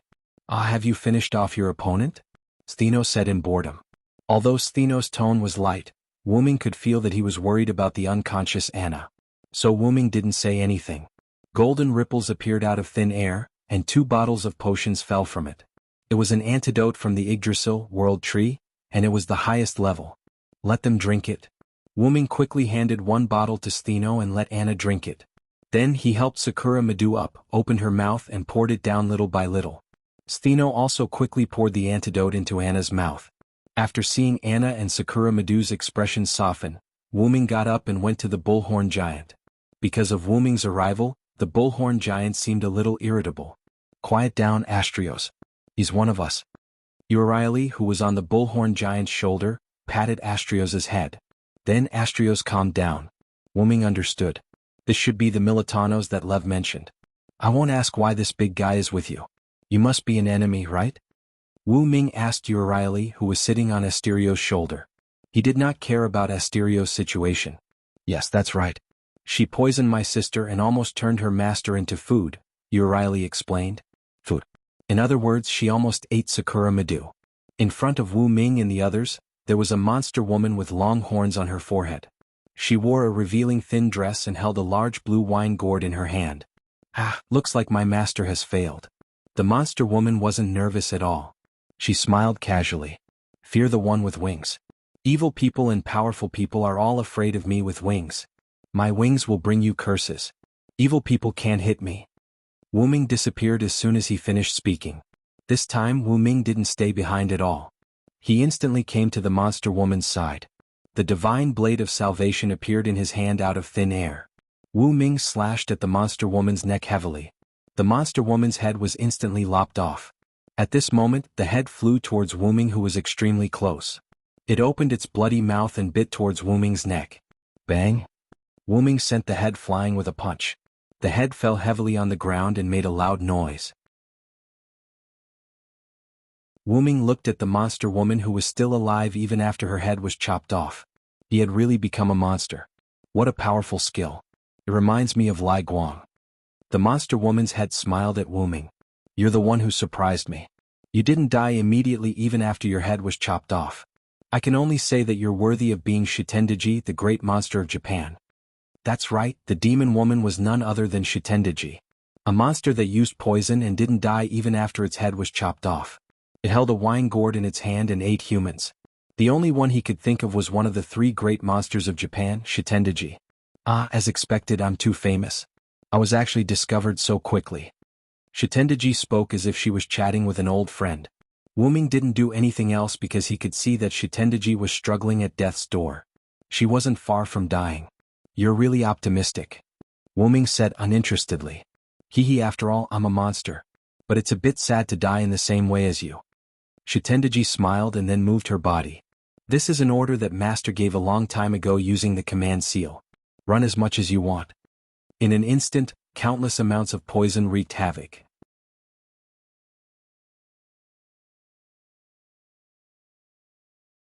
Chapter 374.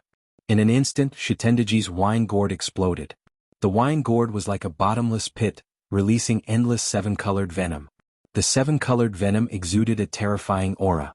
Although Wu Ming could resist it, Wu Ming didn't think that the servants and masters inside the big hole could resist it. Run as fast as you can. Shitendaji's head smiled, then disappeared with his body. Only the large amount of venom was left behind. The most important thing was that the venom was still spreading at an alarming speed. Wu Ming used his phoenix avatar that had not yet exited and came to Anna and Sakura Madu's side. Let's get out of here quickly. Even servants can't resist this venom. Wu Ming said while carrying Sakura Madu. Stheno carried Anna, and Astrios stretched out his hand and let Stheno stand on it. Then Astrios grabbed Stheno and Anna in one hand, and carried Euryale on his shoulder, and began to escape toward the big hole's exit. Wuming jumped on Astrios' shoulder, handed Sakura Madu to Euryale, and then took out an item from Golden Ripple and gave it to Euryale. Put it on Astrios and then infuse it with magical power. It can speed up your movement. Silent Wonder didn't think that a big guy like Asterios could move that fast.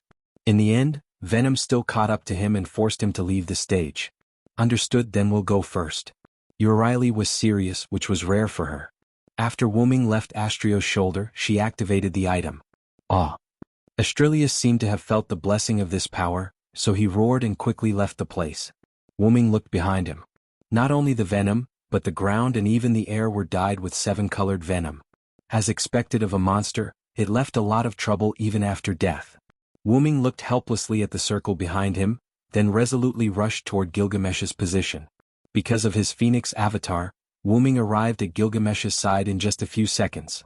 Because the source of the venom was Wuming's side, Gilgamesh's side was not affected by the venom yet. After arriving at Gilgamesh's side, Wuming first used magical power to burn the venom on his body. You're late, Hyunryong. Gilgamesh sat on a luxurious exclusive seat brought over from the villa. He propped up his chin with one hand and rested his other hand on the seat. He tilted his head and looked at Wuming. Although it was a complaint, Wuming could feel Gilgamesh's happiness from his tone. Not only was Wuming happy, but he was also happy to meet a strong opponent. Wuming looked at Gilgamesh, who was sitting on the chair. There was a hole in his chest, and the spirit core that was supposed to be his heart was gone. By relying on his skill to act alone, Gilgamesh wouldn't disappear immediately after his spirit core shattered. This king was a little careless and was stabbed by that guy's Godslayer spear. Gilgamesh smiled indifferently and waved his hand. And Karna, who was nowhere to be seen, had undoubtedly left the arena. Really, I told you not to be careless. It seems that you can't do anything without me. Wuming didn't feel sad. Sadness would be an insult to Gilgamesh, so he teased Gilgamesh. You really dare to say that, Hyunryong? Gilgamesh glared at Wuming. However, Gilgamesh's anger turned into joy. Forget it. This king was happy on this trip, so I won't argue with you. Gilgamesh smiled and closed his eyes. Clatter. At this moment, the sound of chains came. Immediately afterward, Gilgamesh felt something familiar touching his cheek. It was the voice of his best friend. Gilgamesh suddenly opened his eyes. A golden chain was on Gilgamesh's body, and the chain touched Gilgamesh's cheek. If it's you, this should be your wish. Wuming stretched out his arm, and the chain stretched out from Wuming's arm. Sure enough, you two know this king best. After that, Gilgamesh turned into pure magic and disappeared, leaving the chair behind. It's nice to meet you again. Goodbye, Gil. The chain made a pleasant female voice. To meet me in Enkidu again, this is your wish, Gil. The chain once again wrapped around Wuming's arm, and with a flash of golden light, the chain was hidden. Then Wuming went to the place where Cuculin and the unknown white-haired red-clothed servant were. When he came to the two, they were sitting down and chatting. Yo, senior brother. Seeing Wuming's arrival, Cuculin greeted him warmly. What's going on with you two? Wuming was stunned by the scene. This guy is a traitor, and his purpose is to repair this singularity. Cuculin pointed to the white-haired red-clothed servant. It's just for work reasons. The white-haired red-clothed servant said expressionlessly. Looking at the approaching blue circle, Wuming looked at the two. Are you not going to leave? He could see that the two were not going to leave and were ready to leave. You've defeated that demon god pillar, so you don't need me anymore. Also, I made a bet with this guy to see who can't hold on and leave first. Cuculin smiled. Oh yes, this guy told me about the demon god pillar. Cuculin pointed to the white-haired red-clothed servant. The main enemy has been killed, so I should go back. The white-haired red-clothed servant continued to say expressionlessly. What? You're cheating? Cuculin said excitedly. Humph, it's your fault for being stupid, Cuculin. The white-haired red-clothed servant smiled proudly. When they came to the big hole, the white-haired red-clothed servant told Cuculin his purpose. He said that the enemy had been killed and there was no need to fight anymore.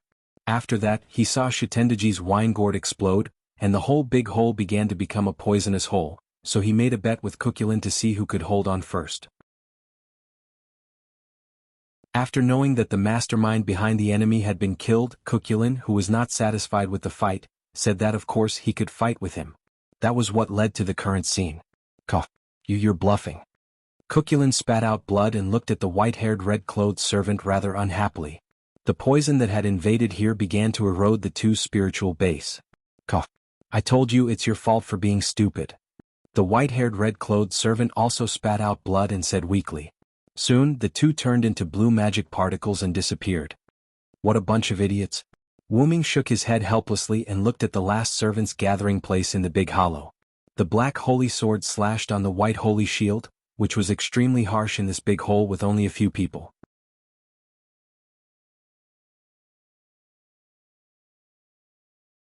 Chapter 375.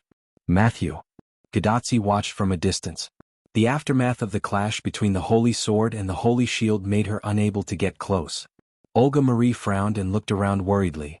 Venom was almost here. Damn it. King Arthur has been entangling Matthew. We can't retreat at all. Olga Marie had suggested that they meet up with the others as soon as they left Chas Labyrinthos, the eternal maze of the inherent enchantment. However, Artoria was not one of them, and she would not let go of the prey in front of her. In this way, until Shutendaji's wine gourd was activated and began to turn the big hole into a poisonous area, Matthew was still resisting Artoria. That guy, does he want to drag us down with him? Olga Marie scratched her head and said irritably. Matthew has already taken 3 of King Arthur's noble phantasm, and now he's barely holding on. Gadotsi looked at Matthew, who was already a little unstable, and said worriedly. Gadotsi and Olga Marie were only humans, and they could not interfere with the battle between Artoria and Matthew. Just when the two were at their wits' end, a white gold figure rushed past Gadotsi and Olga Marie. It was Wu Ming. Assassin? Gadotsi and Olga Marie were both surprised, and then they were happy. Wu Ming nodded to the two, and then rushed to Matthew and Artoria in an instant, holding the sword of salvation and cutting them apart. Assassin. Senpai. Great. You're here? Matthew weakly leaned on his shield and looked at Wu Ming. Gadotsi and Olga Marie saw this and quickly ran to Matthew's side, supporting the weak Matthew. Artoria, on the other hand, stood there quietly without saying anything. Wu Ming took out a red recovery potion from the golden ripple and tossed it to Gadotsi. This is a recovery medicine. Give it to Matthew later, Wu Ming instructed. Gadotsi caught the recovery potion in a panic and nodded solemnly. Olga Marie, who was supporting Matthew, shouted seriously and nervously. Assassin, this place is about to become a poison zone. We need to leave quickly. After all, Olga Marie was also a first-class magician. She could still see that the poison that was close to everyone was a noble relic poison that was effective against servants. You guys leave first, Wu Ming said, raising his hand in the direction of Olga, Marie and the others. Gate. Following the recitation of the spell, a dark purple hole appeared under the feet of Olga and Marie. This was the long-awaited portal. Wow. Along with the sound of panic, the 3 of them successfully fell in. Don't worry, the other side of the portal is safe at the foot of the Yuanzhong mountain. I'll be there in a while. Wu Ming said to the portal, but he didn't know if Olga Marie and the others could hear him. Snap. Wu Ming snapped his fingers and the portal closed. Yeah, long time no see. Wu Ming smiled at Artoria. Artoria picked up the mask that fell on the ground and put it on her face. Come on, if you want to restore this era, you must defeat me, Artoria said and raised the black holy sword. Whether it was Wu Ming or Artoria, both of them knew that the Holy Grail was the key, and the Holy Grail had been placed in Artoria's heart by Leviticus. The great Holy Grail in Winterwood City was not the huge female sculpture that Wu Ming obtained from the Battle of the 14 Horsemen, nor was it the cup-shaped Holy Grail in Gilgamesh's treasure vault that Wu Ming had used. It was a rather complicated technique. The reason why Wu Ming saw a Holy Grail in Artoria's heart before was just the manifestation of the Holy Grail technique. But after Lev's series of manipulations, the Holy Grail technique had turned into a Holy Grail. In short, the Great Holy Grail in Winterwood City was no longer a technique. When Wu Ming transformed into a saver, he noticed the strangeness of the Holy Grail through his connection with the Holy Grail. The Holy Grail in Artoria's heart was the product of the combination of the Holy Grail brought by Lev and the Holy Grail in Winterwood City. You obey Lev because you want to maintain this singularity, right, Lia? Wu Ming did not continue the topic of Artoria. Instead, he talked about something else. Yes, that's right, Artoria admitted frankly. It was also when Wu Ming changed his class through the Holy Grail that Wu Ming realized this. This era was a singularity caused by the Holy Grail, but the Holy Grail would also maintain this singularity. This was also why Chaldea wanted to recover the Holy Grail. Because after the Holy Grail was recovered, this era would change back due to the self-recovery of the world. And the reason why they wanted to maintain this singularity, Wu Ming thought it was because of Leviticus. Even if I don't accept his identification, other servants will become the ones who hold the Holy Grail in this era. In that case, it would be better for me to protect the Holy Grail, Artoria said lightly. Sure enough, even if King Arthur became a Dark King, he was still the same King Arthur, just a little bit colder. This was also the reason why he kept chasing after Matthew. That child has not fully inherited Galahad's power. She is too young. She must be trained. I knew it. Wu Ming could not help but laugh. Sure enough, because he did not like Matthew who had power but could not use it, King Arthur chose to train her. That was why he kept pestering Matthew and did not let them leave. Sure enough, the Holy Grail War is a sinful consciousness. The first meeting between you and me after a long time ended in this way. Wu Ming said as he raised the blade of salvation. In the big hole that had completely turned into a poisonous area, black and golden light shone.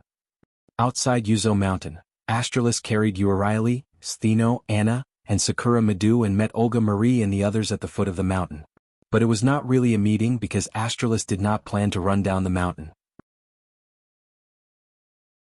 Stop at last, Astelius. You are so naughty, Euryale reprimanded Astelius in annoyance. I'm sorry. Astralis stuttered as she apologized. Because the item Wu Ming gave me was too useful, Astralis could not stop at all. She only stopped when she was about to reach the foot of the mountain. She just happened to run into Olga Marie and the others who had been teleported by Wu Ming through the portal. Senpai, are you okay? Matthew asked worriedly as he supported Gadatsi, whose eyes were already swollen. I'm fine, Matthew. Gadatsi shook her head and smiled at Olga Marie. Matthew is over there.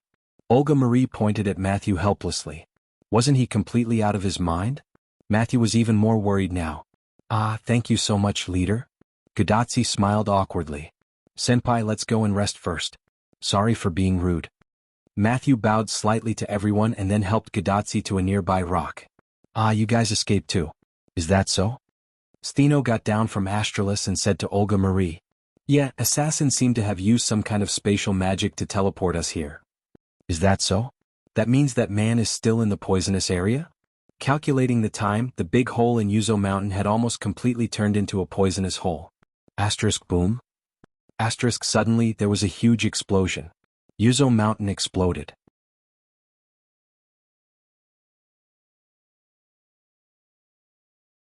Chapter 376. Boom. Suddenly Yuanzhong Mountain exploded.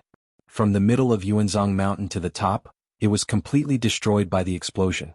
Due to the intensity of the explosion, not many rocks fell to the foot of the mountain. Instead, most of the rocks that fell were small stones. What happened? Gadatsi was shaken to the point that he was completely awake. That Senior Yuanzhong Mountain exploded? Matthew said awkwardly. Gadatsi looked at Yuanzhong Mountain in a daze and realized that it had indeed disappeared. It must be caused by Assassin's battle with King Arthur. Olga Marie frowned. Wu Ming could not return safely from an explosion of this magnitude. Don't worry. His strength is far beyond your imagination. Stheno and Euryale smiled mysteriously and said to Olga Marie in unison. After all, Stheno and Euryale had accidentally found out about Wu Ming's true identity. I hope so. Olga Marie sighed. At that moment, a figure walked out from the forest at the foot of Yuanzhong Mountain. However, this figure was in a sorry state. Zhuge Kongming?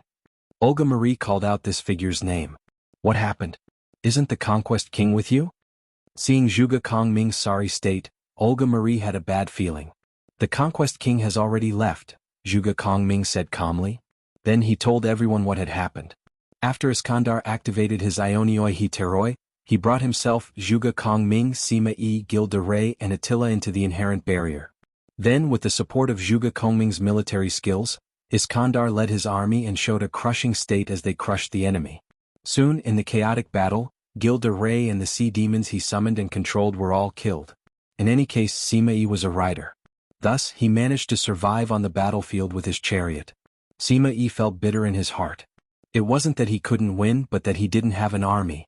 Although Sima Yi was summoned as a rider, she was the same as Zhuge Kongming. Both of them had strategist skills and noble relics. In other words, both of their noble relics were almost the same. However, in the face of tens of thousands of enemy troops, Sima Yi wanted to use Zhuge Kongming's empty fort strategy, but unfortunately he didn't even have a fort. Sima Yi had no choice but to use his relic to give Iskandar's army a debuff. Subsequently, Sima Yi used the command incantation to summon Attila, who had been killing non-stop in the army, to summon the war god sword. The enemy servant has a command spell that can control other servants? Olga Marie was surprised. Although it didn't sound nice, it was too bold to let a tool manage another tool. After all, there was a possibility of a backlash. If the servant was fed up with its master, it could use the command spell to order the servant it controlled to kill its master. After all, the command spell was in the servant's hands. The most important thing was that the servant being controlled was the European destroyer, Attila the Hun, who was known as the Whip of God. The rainbow-like lightsaber instantly wiped out almost two-thirds of the entire Ionioi's army, Zhuge Kongming said in a heavy tone. There was no doubt that Iskandar had been defeated. If it were not for the Ionioi Hittairoi protecting Iskandar and Zhuge Kongming, the two of them would have returned to the Martyr's Palace when Attila released the first wave of noble artifacts. After that, before he was completely defeated, Iskandar used his own power to send Zhuge Kongming out of his inherent barrier. As soon as Zhuge Kongming came out of the inherent barrier, he discovered the whereabouts of Olga Marie and the others. Looking at the time, the conquest king should have already left. Saying that, Zhuge Kongming took out a cigar out of nowhere, put it in his mouth and took a deep breath. Are you the only servants left on our side? Have the hero king and the others all left? Zhuge Kongming asked. They are still in the Yuanzhong mountain. Looking at the current situation, I'm afraid that they are doomed. Olga Marie said in a heavy tone, looking at the destroyed Yuanzhong mountain from time to time. Then let's leave for now. We have to think about how to deal with Attila. If that guy catches up to us, we will all leave. This singularity is completely hopeless. It had to be said that Zhuge Kongming was worthy of being a military advisor. Even if his side was in a disadvantageous situation, he didn't show a trace of annoyance. Although Zhuge Kongming's words were indeed a wise choice, whether it was Stheno's group or Gadotzi's group, none of them moved. Stheno and Euryale simply thought that Wuming wouldn't leave. Asterios only listened to Euryale's words. Anna and Sakura Madu were still unconscious, so Stheno and the others didn't move. Gadotzi and Matthew didn't want to abandon their companions who might survive. Olga Marie was also worried about Wuming, so Gadotzi and the others didn't show any signs of leaving. Zhuge Kongming held the cigar in one hand and sighed. I really don't know what to say to you. Zhuge Kongming shook his head. He's here. Zhuge Kongming suddenly said.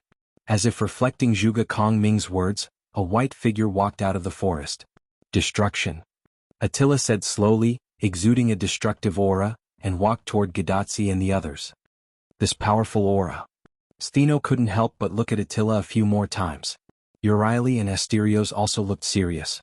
Matthew immediately held his shield in front of Gadotzi. Matthew, who had drunk the recovery potion, had completely recovered. It had to be said that Wuming's potion was very effective. Stheno and the other servants were already in such a state, let alone Gadotzi and Olga Marie, who were humans. Since that's the case, allow me to stall for time. After saying those words, Zhuge Kongming turned around. You guys take this opportunity to go to Yuanzhong Mountain and see what's going on. Zhuge Kongming walked toward Attila. Everyone was silent for a while. Without caring about the people behind him, Zhuge Kongming took a puff of the cigar, then held it in his hand. Speaking of which, this body's things are really good. Then Zhuge Kongming condensed his magic, turned it into a white feather fan and pointed it at Attila. This is the military advisor's ultimate position. Try to break it if you can. Karazuno Jean.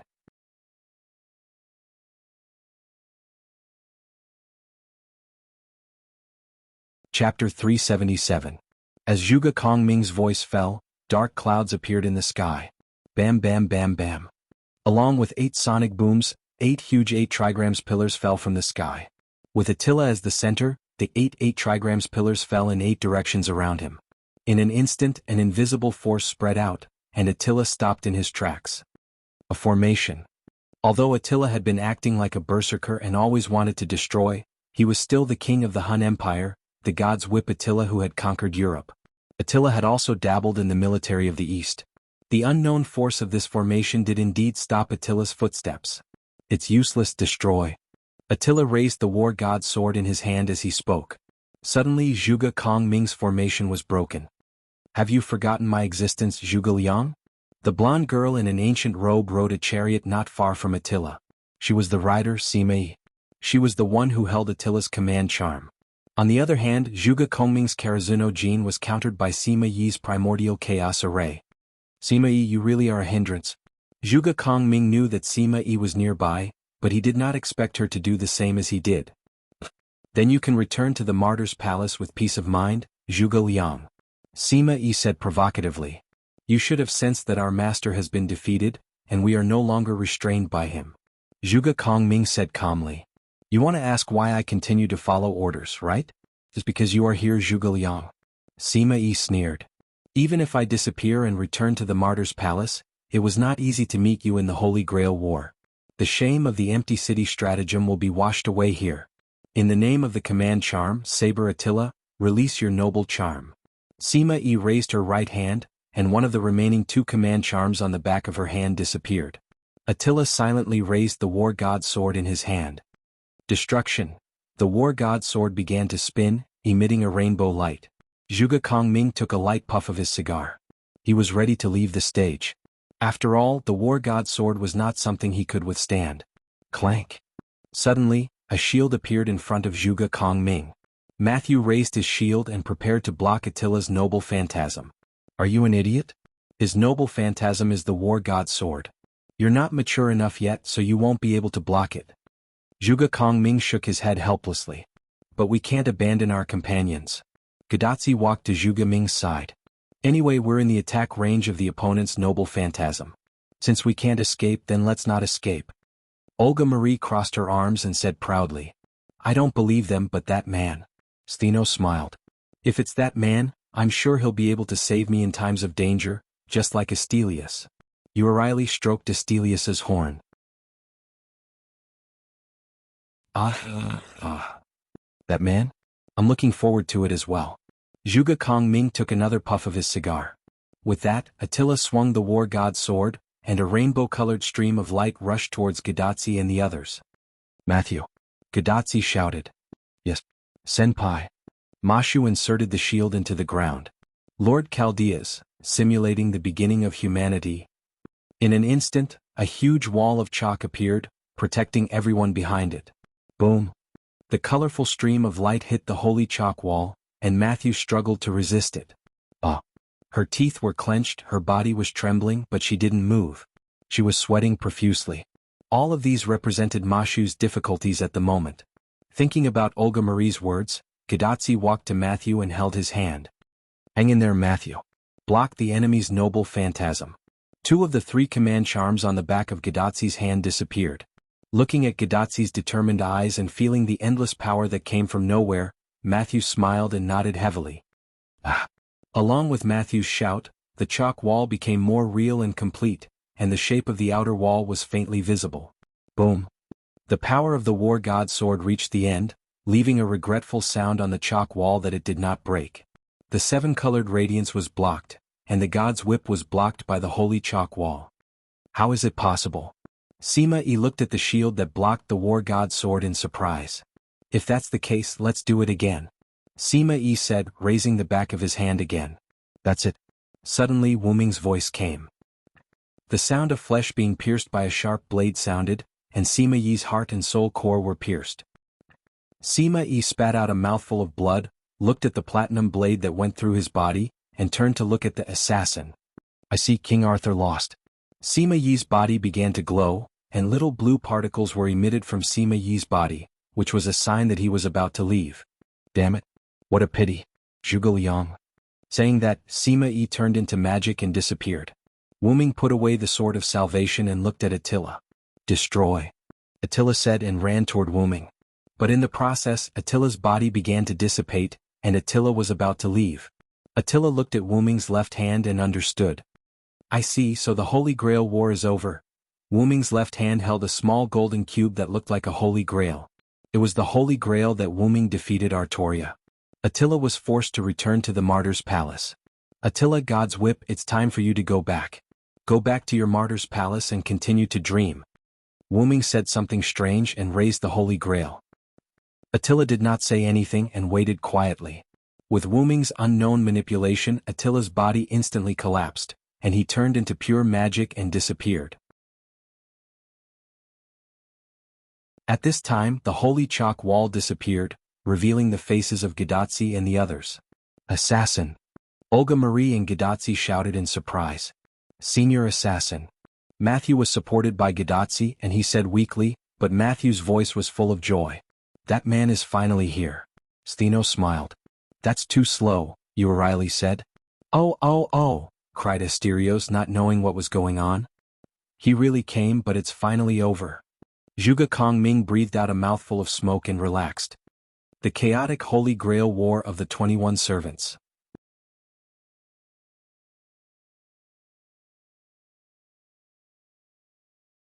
Chapter 378. Indeed, out of the 22 servants, only 7 of us are left. Saver Wu Ming, Shielder Matthew, Assassin Stheno, Archer Uriley, Berserker Asterios, Lancer Anna, and Caster Zhuge Kongming. Wu Ming walked to the side of the crowd, holding a glowing golden Holy Grail in one hand. This glowing object is the Holy Grail that caused the chaos in this era. I temporarily used the Holy Grail to stabilize this singularity, so this singularity has not been repaired yet. In other words, you can control this singularity at will? Zhuge Kongming said lightly. Wu Ming became the guy who controlled this singularity. Zhuge Kongming meant that if Wu Ming wanted to, he could become the king of this era. Of course, not to mention Stheno and Uriley, even Gadotsi and the others didn't think that Wu Ming would choose to become the king of this singularity. Zhuge Kongming was not familiar with Wu Ming, so he deliberately said that. If Wu Ming didn't mean that, then everyone would be happy and Zhuge Kongming would be relieved. If Wu Ming had such intentions, he was now the king of this singularity anyway. Zhuge Kongming did not have the ability to defeat Wu Ming, so there was no harm in saying a few words before he died. I'm not interested in becoming the king. You think too much, military counselor. Wu Ming shook his head lightly.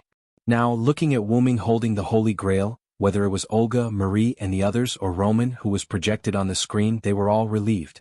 After all, if Wu Ming really wanted to do that, they really couldn't do anything. That's great, then our mission is complete. Roman had a lazy look on his face. You better cheer up, Roman. Even if all the enemies are destroyed, you can't be so lazy. Olga Marie instantly reprimanded Roman. Roman could only nod speechlessly. Yes. I know, Director. Did Mr. Kukulin and the others also leave? Matthew asked Wu Ming. Yes, whether it's Karna, Gilgamesh or Kukulin, they all left. Really? I haven't thanked them yet. Matthew said with some regret. Haha, don't worry, Matthew. You have already formed a destiny, and you will meet again. Wu Ming smiled and comforted Matthew. Yes, Assassin Senpai. Matthew's sorrow turned into joy and nodded with joy. By the way, where is Professor Lev? Gadotsi suddenly asked. Everyone then looked at Wu Ming. If it's Lev, he's dead on the surface. Wu Ming's words puzzled everyone. What did he mean by dead on the surface? I'll show you the image directly.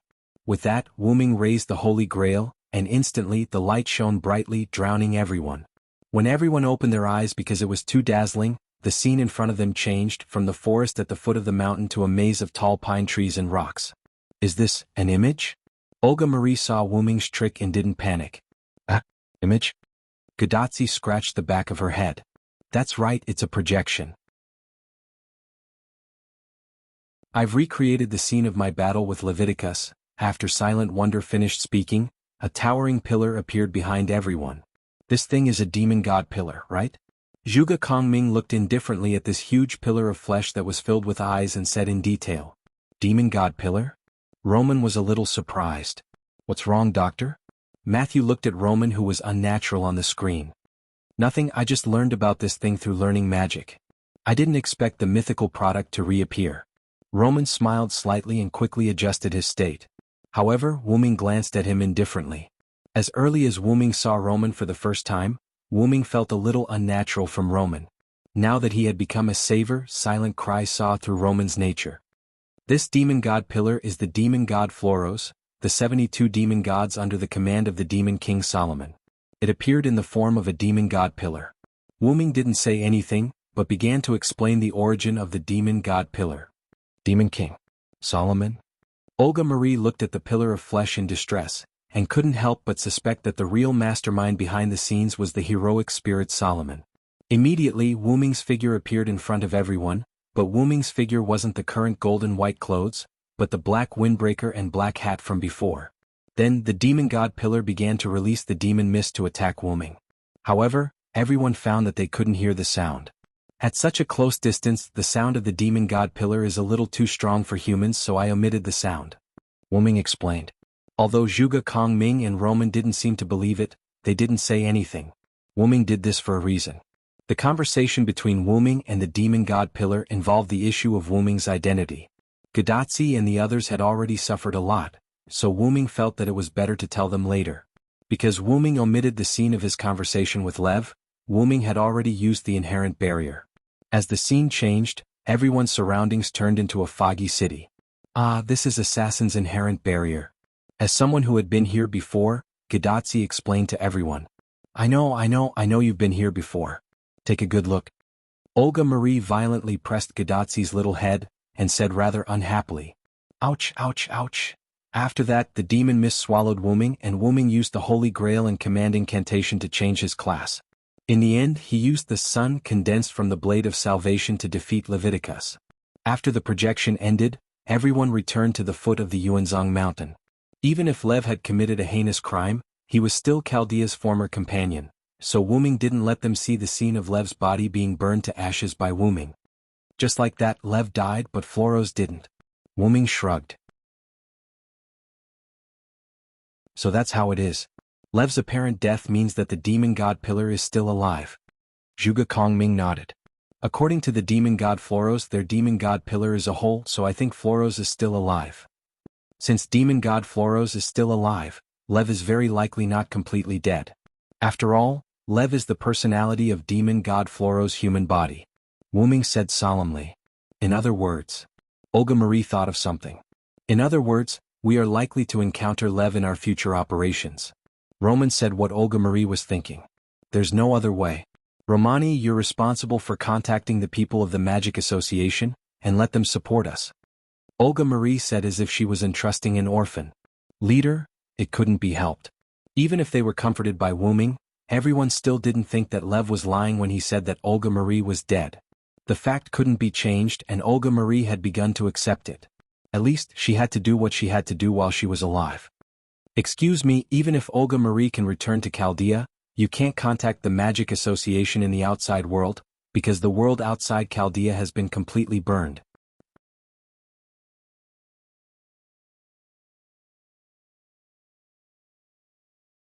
Chapter 379. What? Upon hearing Wu Ming's words, not only were Olga Marie and Roman shocked, but even Gadatsi and Matthew, who weren't nervous at all. You guys don't know? Wu Ming asked in a confused tone. How would we know? Hurry up and explain it to me.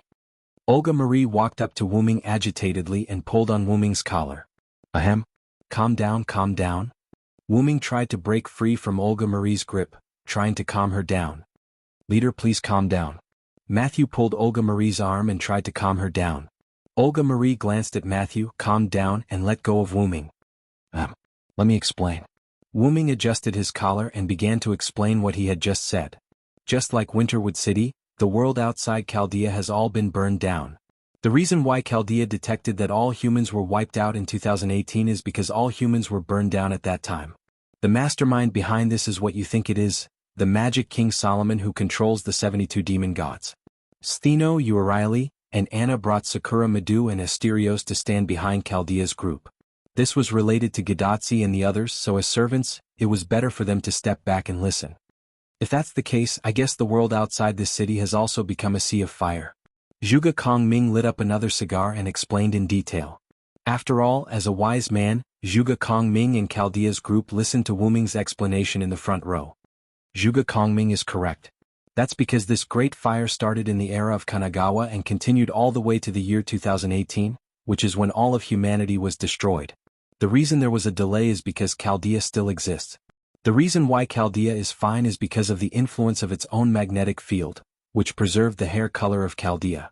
No wonder we couldn't contact the Magic Association, and no wonder none of the people sent to the Magic Association came back or contacted Chaldea. It's not that there's a problem with the equipment, but that the people sent were all burned. Roman said thoughtfully. That's right. Other than Winterwood City, there are 7 new singularities in history. Roman, go check Shiba and see if I'm right. Wu Ming then revealed another shocking piece of information. Excuse me for a moment. With that said, Roman's figure disappeared from the screen. After about 10 seconds, Roman's figure reappeared on the screen. Assassin is right. The singularities shown on Shiba didn't disappear. Instead, there are 7 new singularities. However, we can't analyze the locations of the singularities, so we don't know where they are, Roman said seriously. Romani, analyze the positions of the 7 singularities immediately. Olga Marie ordered, and Romani hurriedly went to carry out the task. Yes, Director. However, Roman didn't turn off the screen. Instead, he turned it on and analyzed the singularities with the rest of Chaldea's staff. 7 singularities, without any backup. Olga Marie bit her nails and thought about Wu Ming's words with a headache. She was also worried about Chaldea's future. No one chose to doubt Wu Ming's words. Roman found evidence on Shiba, and it clearly showed that there were 7 singularities. What's wrong? Are you scared by just 7 singularities? Wu Ming mocked. Gadotsi and Matthew were a little surprised. After all, Wu Ming wasn't the kind of person who would mock his companions. Olga Marie was like a barrel of dynamite. She would explode at the slightest provocation. She angrily refuted Wu Ming. Needless to say, Olga Marie's provocation worked very well. You bastard. Who's scared? It's just 7 singularities. I'll let Tachika and Matthew fix it for you. What about you two? Wu Ming looked at Matthew and Gadotsi. I'll do whatever Senior says. Matthew looked at Gadotsi with trust. Seeing Matthew like this, Gadotsi was touched. I'll take Matthew to open the 7 singularities. We definitely will, Gadotsi said energetically. Wu Ming smiled. In that case, I have nothing to worry about. Then it's time for us to return to the Martyr's Palace, Zhuge Kongming said, looking at Wu Ming. After the Holy Grail War ended, Attila returned to the Martyr's Palace, but Zhuge Kongming, Stheno, and the others still wouldn't return to the Martyr's Palace. Without a doubt, this was Wu Ming's doing. Returning to the Martyr's Palace after the Holy Grail War ended? By the way, when did it end? Gadotsi was indeed a newcomer. She really didn't understand at all. The Holy Grail War ended.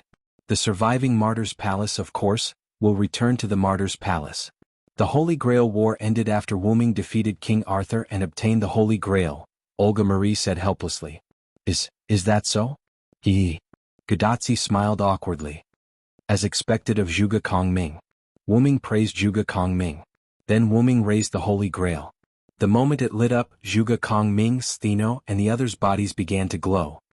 Then, summon me when you need me, the last master of Chaldea. Zhuge Kongming finished speaking and disappeared into blue magic particles. Goodbye, master of Chaldea. Stheno smiled. I hope you won't be so rude the next time we meet. Urieli also smiled, but this sentence was directed at Wu Ming. I apologize for my rudeness. Wu Ming was speechless. Sister Anna, are you leaving? Sakura Madu looked at Anna and said reluctantly. Yeah. Anna only hummed softly. She still didn't like talking to humans even if it was her master. However, Anna was smiling. She was glad to have such a master. Then goodbye, Sister Anna. Thank you for saving me. Sakura Madu smiled and waved at Anna. Then Anna disappeared in silence. On the other hand, Astrilius disappeared without saying anything. Then Tachika and Matthew quickly retrieved the Holy Grail and returned to Chaldea. Roman, are you ready for the race shift? Olga Marie saw that all the servants had left and said to Roman. The preparations were done a few minutes ago, but... Roman showed a sad expression. Gadotsi and Matthew were the same. Death, I know. What Lev said was true. Now that I think about it, I did die in the explosion of Chaldea. Olga Marie said in a confused tone. Didn't I say that I wouldn't let Olga Marie die? Wu Ming suddenly said. Gadotsi, Matthew, Roman, and even Olga Marie were shocked. You didn't say that.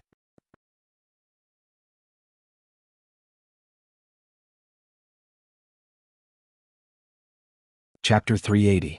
Even if Olga Marie can return to Chaldea, that's what I said. Wu Ming smiled. This left everyone dumbfounded. I thought you were just making an analogy. Roman smiled shyly. That. Assassin, can you really save the director? Gadotsi asked excitedly. Of course Olga Marie is my master. The Grim Reaper doesn't have the guts to take my master's life from my hands, Wu Ming said domineeringly. That's great, Director. You don't have to die. Matthew said happily. Ah. Why do I feel that this sentence is particularly strange? Olga Marie laughed. Although Wu Ming said that Olga Marie was his master, Olga Marie had already noticed when Wu Ming changed his class. Her contract with Wu Ming was broken. This was why Olga Marie was so nervous at the foot of Yuzhong Mountain. Olga Marie thought that Wu Ming had left. Assassin had indeed left. Wu Ming was now Savor's savior. Olga Marie and Wu Ming both knew this, but they didn't reveal it. So, Assassin, how are you going to save the Director? Roman asked. When Roman said this, not only were Gadotsi and Matthew curious, even Olga Marie was quite curious. You may not know this, but I can make puppets. Wu Ming smiled and began to answer. Puppets? Everyone was confused. Are you talking about those wooden puppets? Gadotsi raised her small hand and asked. No matter how you think about it, it's impossible. Matthew complained. It's like this, Wu Ming said. The golden ripple opened and a figure was taken out by Wu Ming. Why was he taking it out? Because it was a puppet. Is this really a doll? Roman said in disbelief. The others were also stunned. A handsome man with golden hair and fair skin appeared in front of everyone. He was wearing an ancient white robe and had his eyes closed. That's right, this was the male version of Gilgamesh that Wu Ming had made in Uruk. Isn't this a real person? Are you sure you didn't kidnap her from that place? Olga Marie couldn't believe it. Everyone nodded. They couldn't tell that it was a puppet at all. I knew you guys would say that. Wu Ming smiled. Then he raised his hand and reached into the blond man's robe. Rip. Following the sound of skin tearing, Wu Ming stretched out his hand and a complete piece of human skin appeared in Wu Ming's hand. Olga, Marie and the others were startled, retreating in fear. Then Wu Ming lifted up the blond man's shirt. A complete piece of skin was missing from the abdomen of the doll, revealing the internal structure. Countless mechanical parts were placed in the blond man's abdomen, proving that this was a mechanical doll. This really is a mechanical doll. Although Roman was from the medical department, he was also a little involved in other aspects. Naturally, he could tell that this was a doll, not a human. Do you still need to look at the brain? Wu Ming smiled kindly. No. I don't think so. Mashu smiled awkwardly. Gadotsi, Olga, and Marie also nodded. Of course, this is only a semi-finished product. I didn't replace the internal organs. I only made it to control its movements by projecting my mind into it. With that said, Wu Ming opened another golden ripple. This time, a person that looked exactly like the previous doll came out. As for this doll, it's my finished product.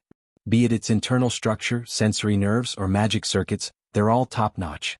The materials were all synthesized by me using rare magic plants and rare magic ores, the golden-haired doll said as it walked around before stopping. Putting a spirit into a body like this is no problem at all. His consciousness returned from the blonde doll to the servant's body. Wu Ming patted the motionless doll and praised it. So, if there is no other way, creating a body like this would be fine. Olga Marie said rather helplessly. After all, who would want to die for no reason if they could live? But I'm not going to create a body for Olga Marie. Wu Ming suddenly said. Do you want me to use this body? Olga Marie was scared.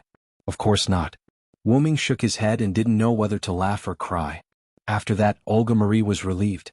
Gadotsi, Matthew, and Roman were also relieved. I'm going to use this, Wu Ming said as he took out a cup from the golden ripple. Its shape was very similar to the Holy Grail. Is this the reaction of the Holy Grail? Roman looked at the data on the display and said with some surprise. Of course, that wasn't the Holy Grail that Wu Ming took from Gilgamesh's treasure house. That Holy Grail had turned into magic power and integrated into Wu Ming's Savor Spirit base. This is the Holy Grail I got in another parallel world, and this Holy Grail has been made a wish. After that, I slightly modified it. Wu Ming smiled. Have you heard of Heaven's Feel? Wu Ming asked. Could it be? Roman looked scared. The third method. Olga Marie continued Roman's words. The third method? Matthew was slightly surprised. What is the third method? Gadotsi said that she didn't know anything. The materialization of the soul is not something that can be done by human beings. It's a higher level than magic. It's called magic, and the materialization of the soul is the third method. Olga Marie explained Heaven's Feel.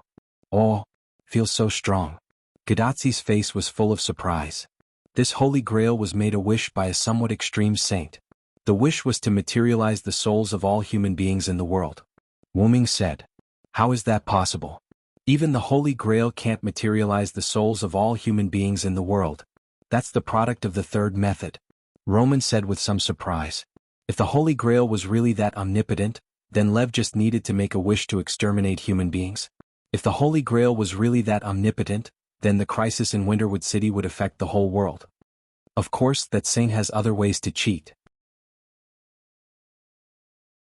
If we let it go, it may really materialize the souls of all human beings in that world. Wu Ming didn't elaborate, then looked at Olga Marie. Through my modification, this activated Holy Grail can no longer affect the surroundings. I decided to let Olga Marie take this Holy Grail and materialize the souls. Wu Ming's sentence completely surprised everyone. Hey.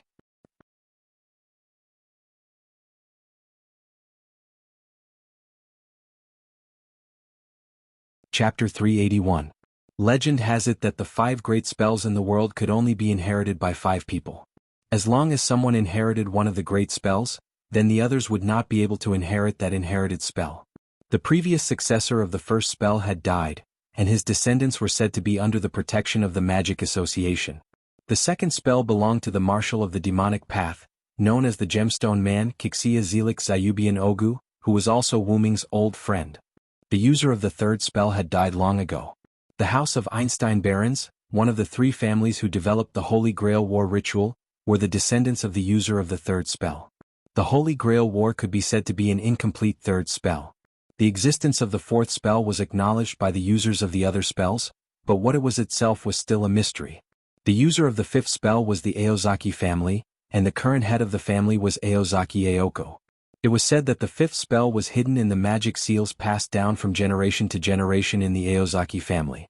Not to mention whether the 5 great spells were strong or not, they were definitely rare.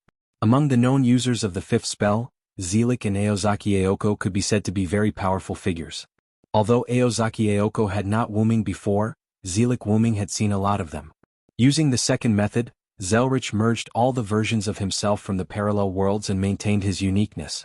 He also had the legendary battle record of defeating the Moon King. Although he was turned into a death apostle by the Moon King, he was still impressive. Although Aozaki Aoko was unknown, she was still active in the magic world with the fifth spell, which was enough to show her strength. This showed how powerful magic was, and the abilities related to magic were also incomparably powerful. Because Wu Ming said that he wanted Olga Mary to hold the Holy Grail that released the third spell, and let Olga Mary's soul as a spirit materialize. Naturally, everyone was quite surprised. Don't be so surprised. Although Olga Mary's soul will materialize, that is only the result of relying on the third spell, the Holy Grail. Once it leaves the Holy Grail, Olga Mary will become a spirit again. Wu Ming's words calmed everyone down. To put it simply, the Holy Grail was the spirit behind this human, who had no consciousness. It was entrusted to the Holy Grail and maintained its own life. But, even so, there is no limit to the number of things that are related to magic. Roman had an envious expression on his face. Romani, what's with that expression? It's disgusting. Olga Marie used her poisonous tongue again. Roman is right. If Olga Marie has the ability, it's very likely that she'll be able to master the third magic spell. At that time, not only will Olga Marie be able to leave the Holy Grail and truly live on, she'll also be respected and feared in the magic world. The Animusphia family will also become a family of magic users. Wu Ming's last words made Olga Marie's eyes brighten. That's right, what's the point of working so hard? Isn't it just to inherit the family, not to embarrass my father, complete the protection of human rights and promote the Animusphia family? Now that the opportunity was right in front of him, why should he hesitate? What do you think, Master? Do you accept my suggestion? Wu Ming smiled at Olga Marie. Although it was a question, Wu Ming could already see that Olga Marie was quite moved. I don't want to choose the materialization of the soul, it's just that I hate puppets. She spoke with incomparable pride. Yes, I understand. Then let's not delay any longer, let's start now. Then Gadotsi and Matthew stepped back, leaving an empty space for Wu Ming and Olga Marie. Olga Marie stood nervously in place, looking at Wu Ming in front of her, and swallowed her saliva. Wu Ming raised the materialized Holy Grail in his left hand, and raised it in front of himself. Then the Holy Grail flew up and came to Olga Marie's front, and without a pause, it merged into Olga Marie's body. That's it. On the screen, Roman shouted in disbelief. Be quiet, Roman. Olga Marie angrily glared at Roman. But this is the third method. How can the Holy Grail that merged with the third method be so casual? Please calm down, doctor. Matthew awkwardly smiled, although he was also very curious. Actually, I also thought there would be some kind of light that broke through the sky. Gadazzi whispered. Not to mention that Gadazzi and the others were so surprised. Olga Marie naturally needless to say, but she didn't ask. But unfortunately, it's that simple. Did you think there would be any supernatural phenomenon? Wuming shrugged, looking helpless. Olga Marie touched the place where the Holy Grail merged into her body and couldn't help but say, but I really don't feel anything. Did my soul really materialize? Olga Marie asked. It's not that simple. Wuming shook his head, walked in front of Olga Marie, and then put his hand on Olga Marie's chest. Ignoring the stunned Olga Marie as well as the stunned Gadazzi, Matthew and Roman, Wuming continued. Now you're just a soul that relies on the Holy Grail because the third method was limited by me, so you're now receiving the incomplete version of the third method, and the effect is only to maintain you and not dissipate when you return to Chaldea. Saying so, Wuming's hand on Olga Marie's chest suddenly lit up, and the Holy Grail in Olga Marie's body seemed to have sensed it, and through Olga Marie's body, it appeared at Olga Marie's heart. Like a real heart, the Holy Grail kept beating, and a burst of magic poured out of the Holy Grail like spring water, nourishing Olga Marie's somewhat weak soul. Let's leave it at that for now. As long as the Holy Grail exists, Olga Marie will be an immortal existence. Wu Ming calmly said something that many people longed for. I say you should have touched enough. Olga Marie lowered her head and her bangs covered her face, so that Wu Ming couldn't see her clearly. However, from her tone, there was a trace of murderous intent. It's about time. Saying so, Wu Ming moved his hand that was pressed against Olga Marie's chest. By the way, Olga Marie, you're quite something. Wu Ming looked at Olga Marie with a smile. Slap. Wu Ming let go of the hand on Olga Marie's chest, and grabbed Olga Marie's hand that was slapping his cheek. Looking at Olga Marie's shy and angry face, Wu Ming calmly smiled. Well, just kidding, just kidding. Wu Ming let go of the hand and quickly pushed it away, leaving Olga Marie standing there with her arms crossed in shame. You remember? Olga Marie gnashed her teeth and said with shame and anger. In that case, I'll help you summon a servant for free.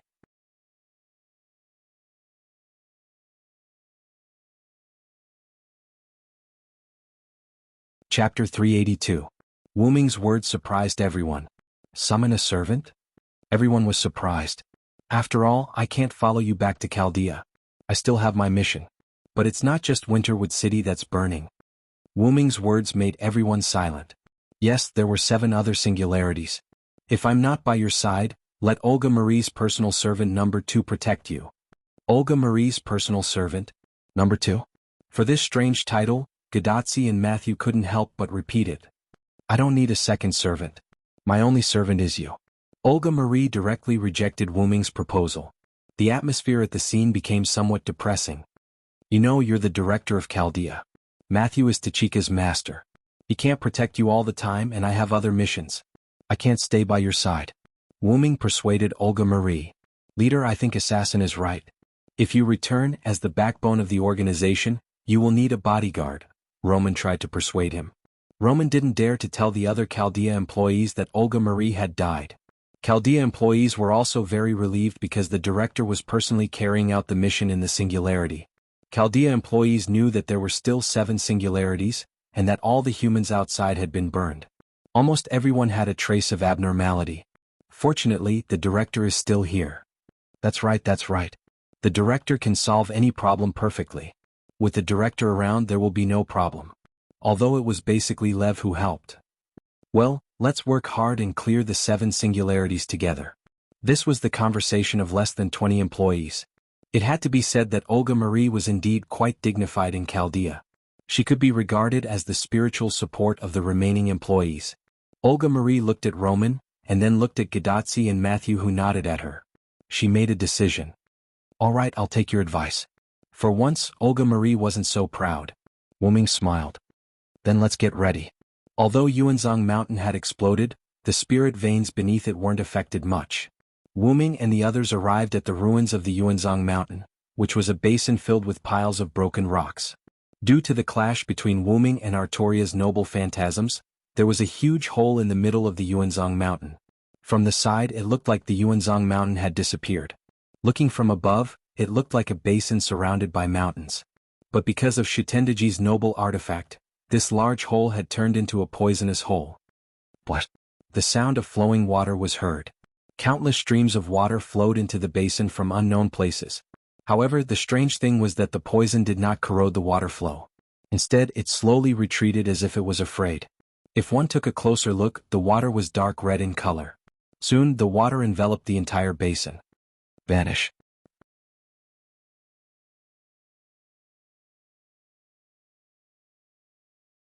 At the same time, the magic circle began to emit a violent magic power. Leader, you don't want to directly summon a servant, do you? Roman was a little dumbfounded. Without a lot of preparation for the summoning ritual, especially without a holy relic, the success rate is very low. Even Chaldea only summoned 3 servants and Galahad was one of them. Rest assured, this is a summoning circle that I have strengthened. Even if it drags, a servant will be pulled out from the Hall of Valhalla. Wuming said with confidence. Moreover, without a holy relic, it depends on the compatibility between the servant and the master. I believe that such a servant will be able to bear the burden of becoming Olga Marie's servant. Looking at Wuming, who seemed to be very reasonable, Gadotsi and Matthew nodded thoughtfully. Even Roman was in a state of thinking. The compatibility between the master and the servant. At this time, Olga Marie's summoning spell came to an end. Entangle the 3 spirits of words for 7 days. Come from the wheel of inhibition, guardian of the Libra. Bang. As if something fell to the ground, the magic reached the maximum value and suddenly exploded, causing a lot of smoke. Vaguely, everyone saw a petite figure in the smoke. So, you're my master.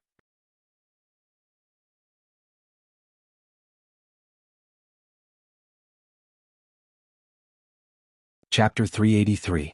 You are my master. With the tender voice, the smoke gradually dissipated, and a young figure was revealed. She wore a small hat on top of her short blue-purple hair, scarlet eyes, canine teeth, a pair of petite bat wings, and a gorgeous aristocratic costume. Compared to a servant, more people would think that she was a young lady who needed to be pampered.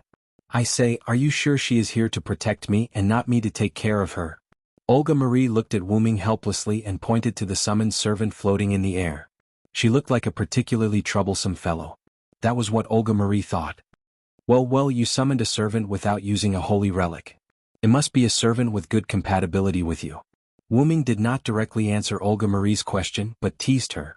I don't think I have a good compatibility with her. Olga Marie looked at the young lady and shook her head. Get along for a while and see. Maybe you two can get along well. Wuming continued to smile. What are you doing? I am Pamilia Teeps, the last descendant of the Teeps family. How dare you ignore me? The young lady who called herself Pamilia roared in anger. Teeps. So that's how it is, a vampire, but it is dangerous to let a monster stay with a human. Wuming thought without leaving a trace. What Teeps family? I have never heard of it. I am the head of the Animusphia family, one of the 12 monarchs of the clock tower, Olga Marie Yasmerit Animusphia. Show me some respect. Olga Marie crossed her arms and stared at Pamilia angrily. What a joke. You are just a human. It is already a great mercy to let you be my master. Obediently offer your blood. The last descendant of the Teeps family needs to replenish her energy. Pamilia's petite wings flapped and flew to the front of Olga Marie, maintaining the same height. Pamilia looked at Olga Marie proudly. Although I don't know why thou, who has no master qualification, can summon a servant and form a contract with me, it doesn't matter. From now on, thou is the servant of I, Pamilia Teeps. Serve me well. Being able to summon a servant without master qualification, of course, this was the effect of the magic circle set by Wuming. After Pamilia finished speaking, Olga Marie's forehead showed a well. Olga Marie's pain of not having master qualification. Then Olga Marie seemed to think of something and put one hand on her other hand. So that's how it is. Because she died a long time ago, she's the last of the line. How pitiful. Olga Marie looked at Pamilia provocatively. What? You bastard. Are you provoking me? It had to be said that Olga Marie was right. The reason why it was the last descendant was because Pamilia had already died. Olga Marie and Pamilia stared at each other, as if they were mortal enemies. The two of them are really good together. Roman looked at them arguing like they were best friends and smiled unexpectedly. You shut up. Olga Marie and Pamilia stared at Roman and said in unison, scaring Roman off his seat. The two of them are really good together. Gadazzi and Matthew looked at each other and had to admit this.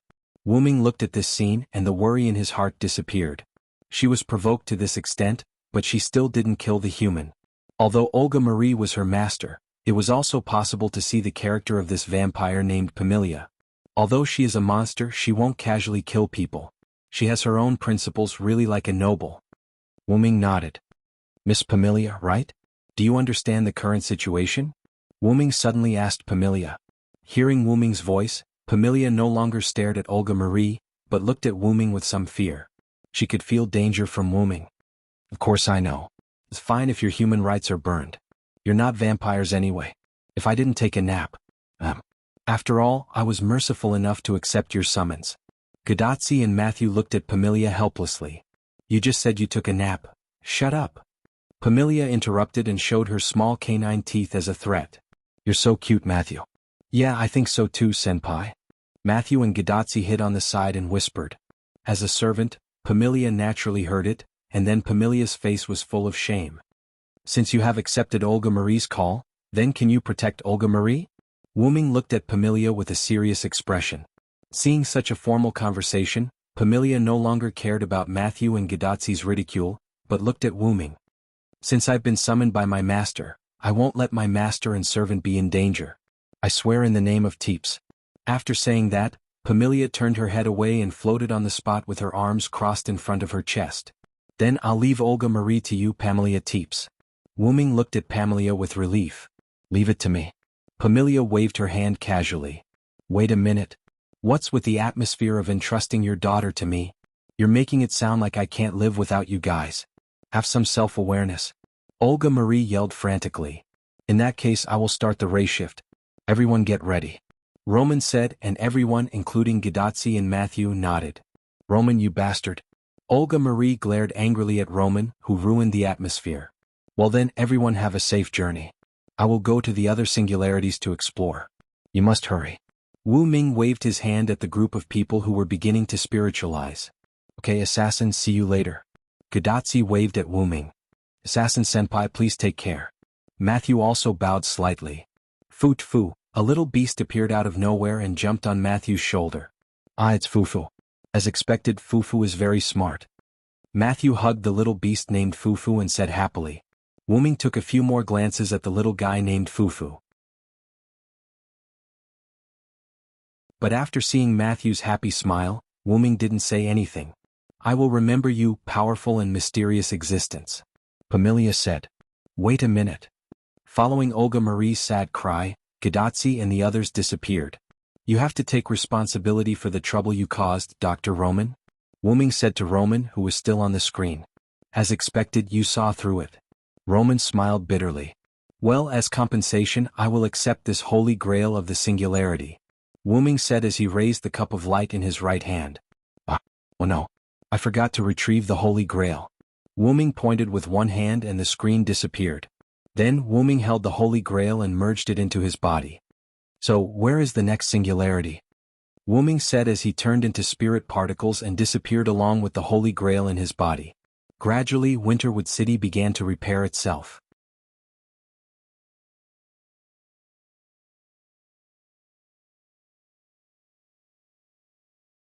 Chapter 384.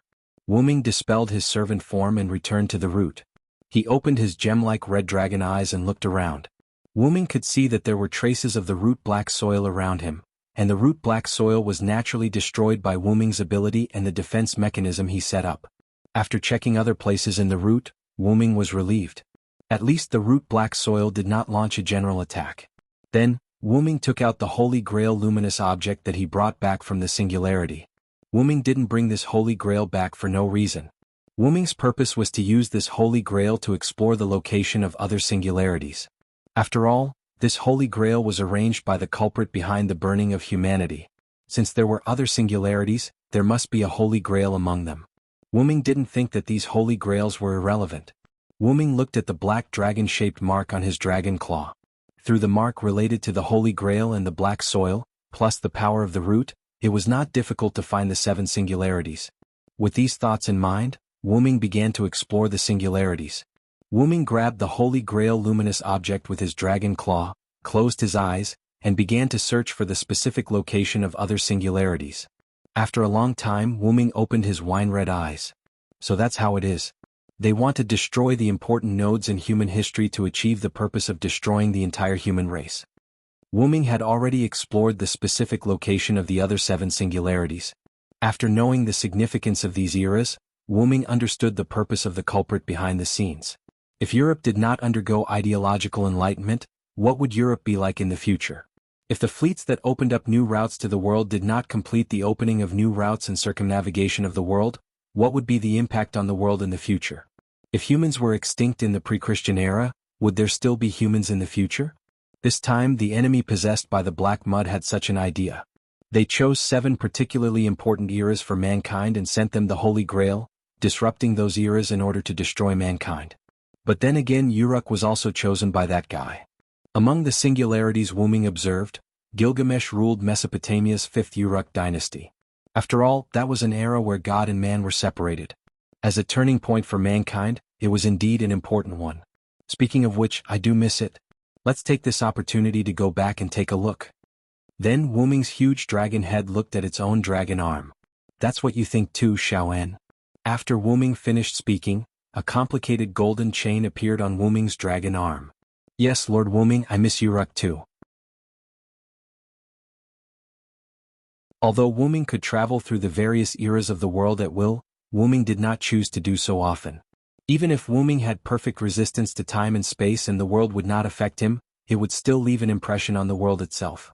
A calm lake could withstand the fall of a stone, but if it was hit by too many storms, the lake would not be able to remain calm and would take a long time to recover. The same was true for the world. If Wuming left traces in various eras, it would have an impact on later generations. If the impact was too much, the world would collapse. Take for example.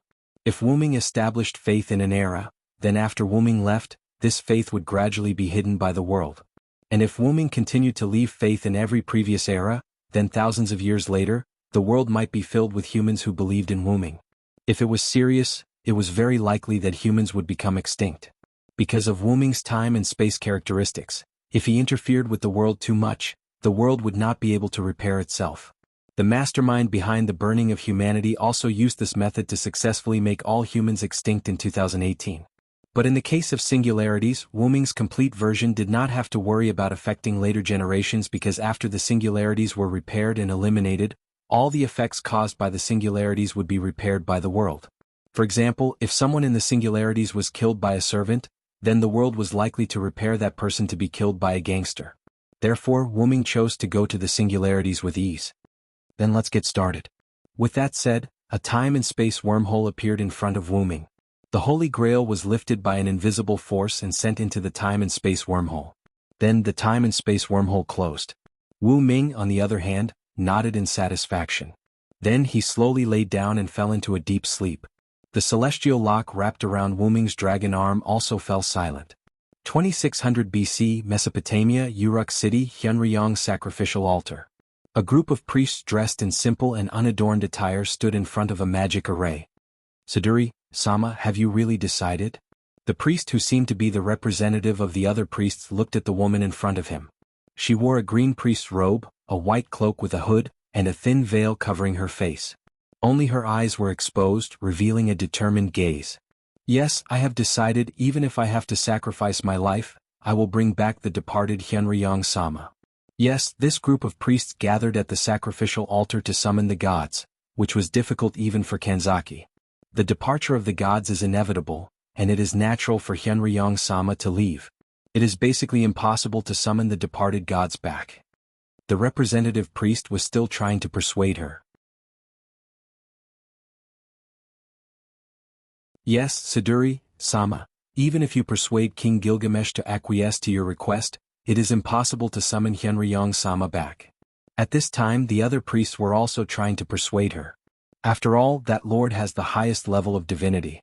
Even summoning the clone of the god Ishtar exhausted the life force of the priestess. Saduri, Sama, you have to think twice.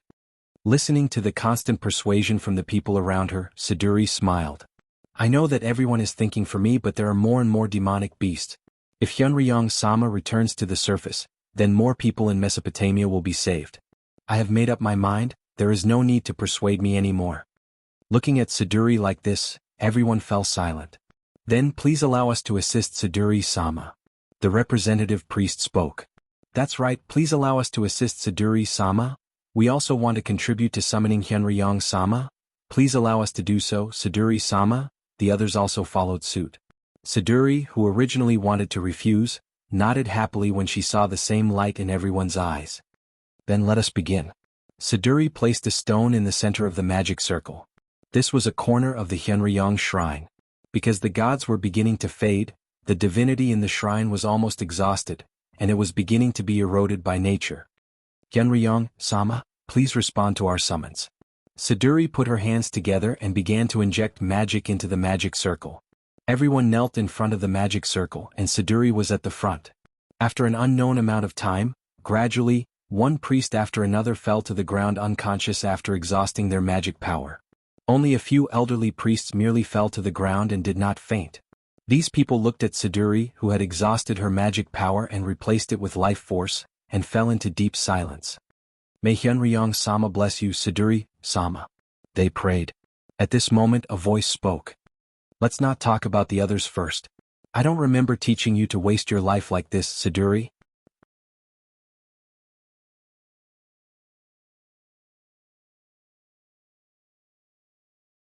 Chapter 385. What's this voice? The few priests who were still conscious were puzzled. To maintain a sense of mystery, Wuming's voice was thickened. Only the other gods, Gilgamesh, Enkidu, and Saduri, who was the chief priest, heard Wuming's real voice. Lord Hyunryong. Saduri shouted in an old voice. At this time, the few priests who were still conscious realized that Saduri had become very old. Buzz. An indiscernible sound was heard.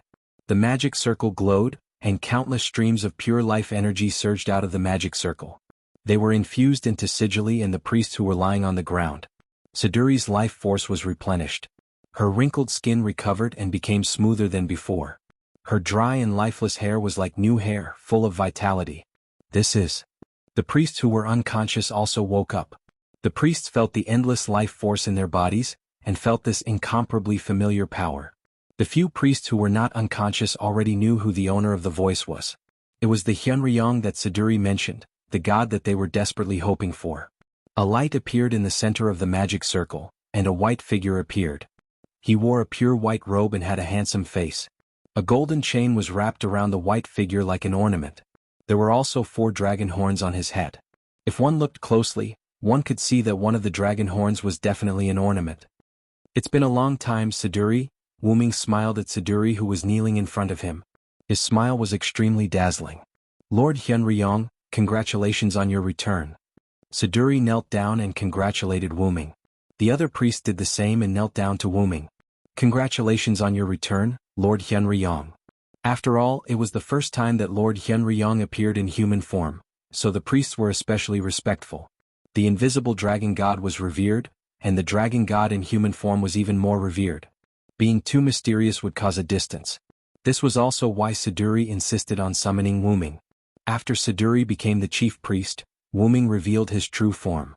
Although I have already replenished the life force that you lack, it's better to rest a little. Wuming ordered the priests under him. After all, strictly speaking, these priests were all under his command and were his subordinates. Yes, we will follow your instructions, Lord Xianlong, everyone said in unison. Then the priests left and only Saduri was left. What's wrong, Saduri? Aren't you going to rest? Wuming asked. Lord Hyunryong, Mesopotamia is in danger now and we need your help. Saduri maintained her kneeling position and waited for Wuming's answer. I know, but your health is the most important thing. You go rest first. I will personally look for King Gilgamesh to understand the situation. Wuming said gently. Looking at Saduri, who was about to refute, Wuming's expression suddenly became serious. This is an order. After all, Saduri was extremely stubborn. She would not listen to anything unless it was an order. Understood. I will go back and rest, Lord Hyunryong. Then, Saduri left Hyunryong's temple without hesitation. Where's Gilgamesh? I don't think it's the female Gilgamesh I know. With that, Wu Ming went to the divine tower in the center of Uruk. Wu Ming walked on the road and looked at the modern business atmosphere with interest. As expected, no matter which guild it is, they can all become the wise king. It's Lord Hyunryong. Lord Hyunryong is back. Lord Hyunryong.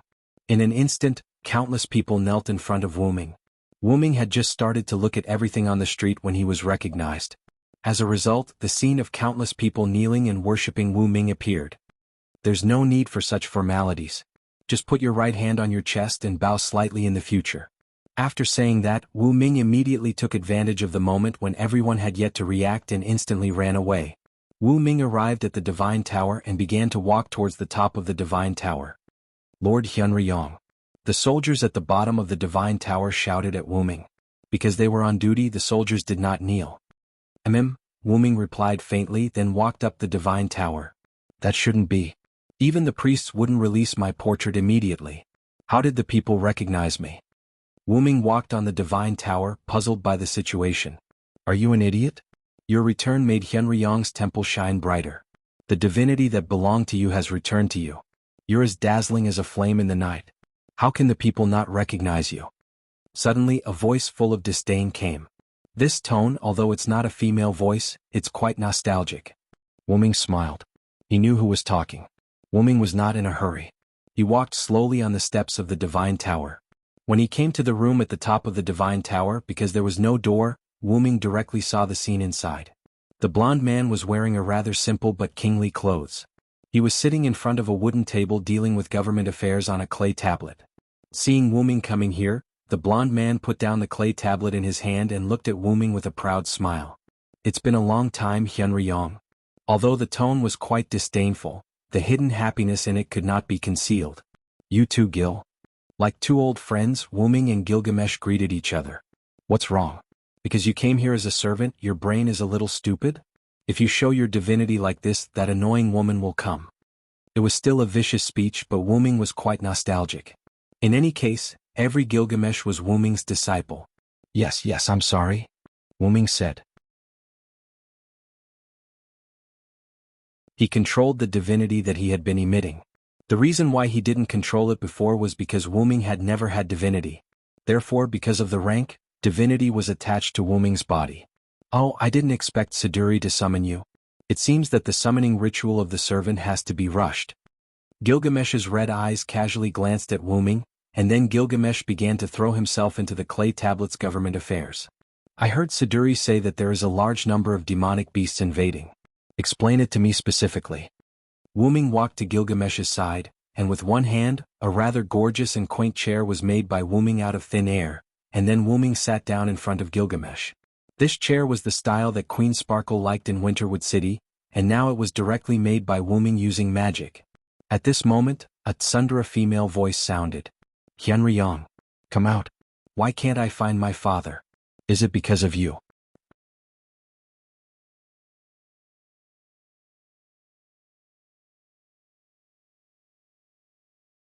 Chapter 386. Boom. Suddenly, a golden light broke through the roof of the tower, creating a large hole. The person who came was revealed. She had 2 black ponytails, red eyes, and an elegant headdress. She wore revealing clothes and was driving a boat that was the size of 2 people. See, I told you, you would definitely attract this troublesome woman. Gilgamesh looked at the person with disdain. This shameless dress, this bow, and this rude tone. Are you Ishtar? Wu Ming suddenly realized and looked at Ishtar. Hey.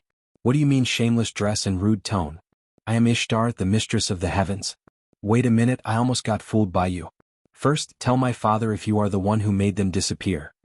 Ishtar refuted Wu Ming's words, but she quickly realized that she was here to question Hyunryong. Then you are wrong, Ishtar. I was just summoned here in my servant form. Wu Ming shook his head and denied Ishtar's words.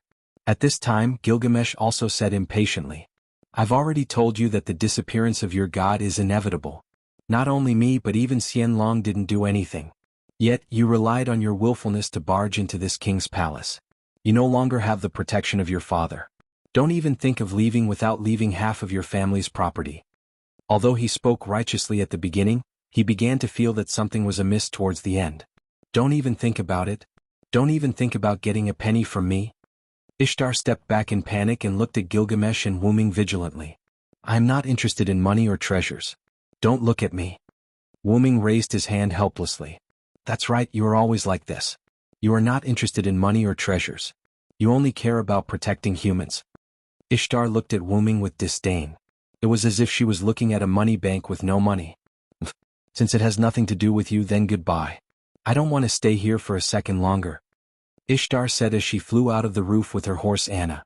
"That's why I hate that woman. She's so old, yet she doesn't even know how to walk through the door." Gilgamesh said rather irritably. Well, that's Ishtar's personality," Wu Ming said as he drew a few lune runes in the air and filled the hole in the roof. In just a few seconds, the hole in the roof created by Ishtar was repaired. "Oh, you can still use lune runes? You are now descending as a rider." Gilgamesh looked at this scene with interest. "Of course I can. After all, even if I am a rider, I am still a Uruk Hyunryong. As your teacher, how can I not know how to use my magic?" Wu Ming explained. "That's right, Wu Ming descended as a rider this time. But Wu Ming didn't want to descend as a rider. He wanted to descend as a saver. The reason why Wu Ming descended as a rider was because of Siduri. Wu Ming sent the Holy Grail to this era and was about to descend as a saver, but he heard Siduri's call. "She's too reckless." This was Wu Ming's evaluation of Siduri at that time. That's right, Siduri wanted to summon Wu Ming as a god. In short, she wanted to summon Wu Ming's original body. And she also knew that even when the priestess summoned Ishtar, she instantly exhausted her life, and only summoned a clone. If Wu Ming didn't happen to be in Uruk, Siduri would have become a mummy by now. After that, Wu Ming directly linked the Holy Grail to the summoning circle. Through Siduri's summon, Wu Ming appeared as a rider and saved Siduri's life. After all, he was someone he knew. If he wasted his life in vain and failed to summon Hyunryong, it would be a little cruel. But you're really funny when you descend as a rider. What do these 2 pairs of dragon horns mean? Are they funny decorations? If that's really the case, you've undoubtedly succeeded. This king is very happy." Gilgamesh smiled as he looked at the 4 horns on Wu Ming's head. Wu Ming helplessly touched his horns. Kalas was considered a decoration, but there was a pair of horns on Wu Ming's head. After all, Hyunryong appeared as a rider, so it was normal for him to have horns. Wu Ming shrugged. "By the way, Ishtar descended as a rider, right?" Ishtar's current appearance was obviously not the original appearance of Ishtar. Wu Ming had seen similar examples not long ago, such as Zhuge Kongming and Sima Yi. During the Battle of the 14 Riders, Ishtar also descended as a rider. Ah, that's right. The stupid priestess summoned the Uruk city god, Ishtar, without this king's permission. As a result, not only did the priestess die suddenly, but the woman also came to the Uruk in an incomplete rider. This king is very happy to see that woman in such a sorry state. When Gilgamesh thought of Ishtar coming to Uruk and not being able to find her father, even the gods who doted on her, she was so anxious that she was on the verge of tears. Gilgamesh was quite happy. "You really have a bad taste," Wu Ming complained, although he was also very happy. "So, what is the crisis in the Uruk? Tell me about it in detail." Wu Ming became serious. "Now I kinda miss those idle gods. At least they don't want to destroy the human race because they have nothing better to do," Gilgamesh said sarcastically. Then Gilgamesh explained to Wu Ming what happened. Enkidu died, and Hyunryong also disappeared because of Kanzaki's retreat.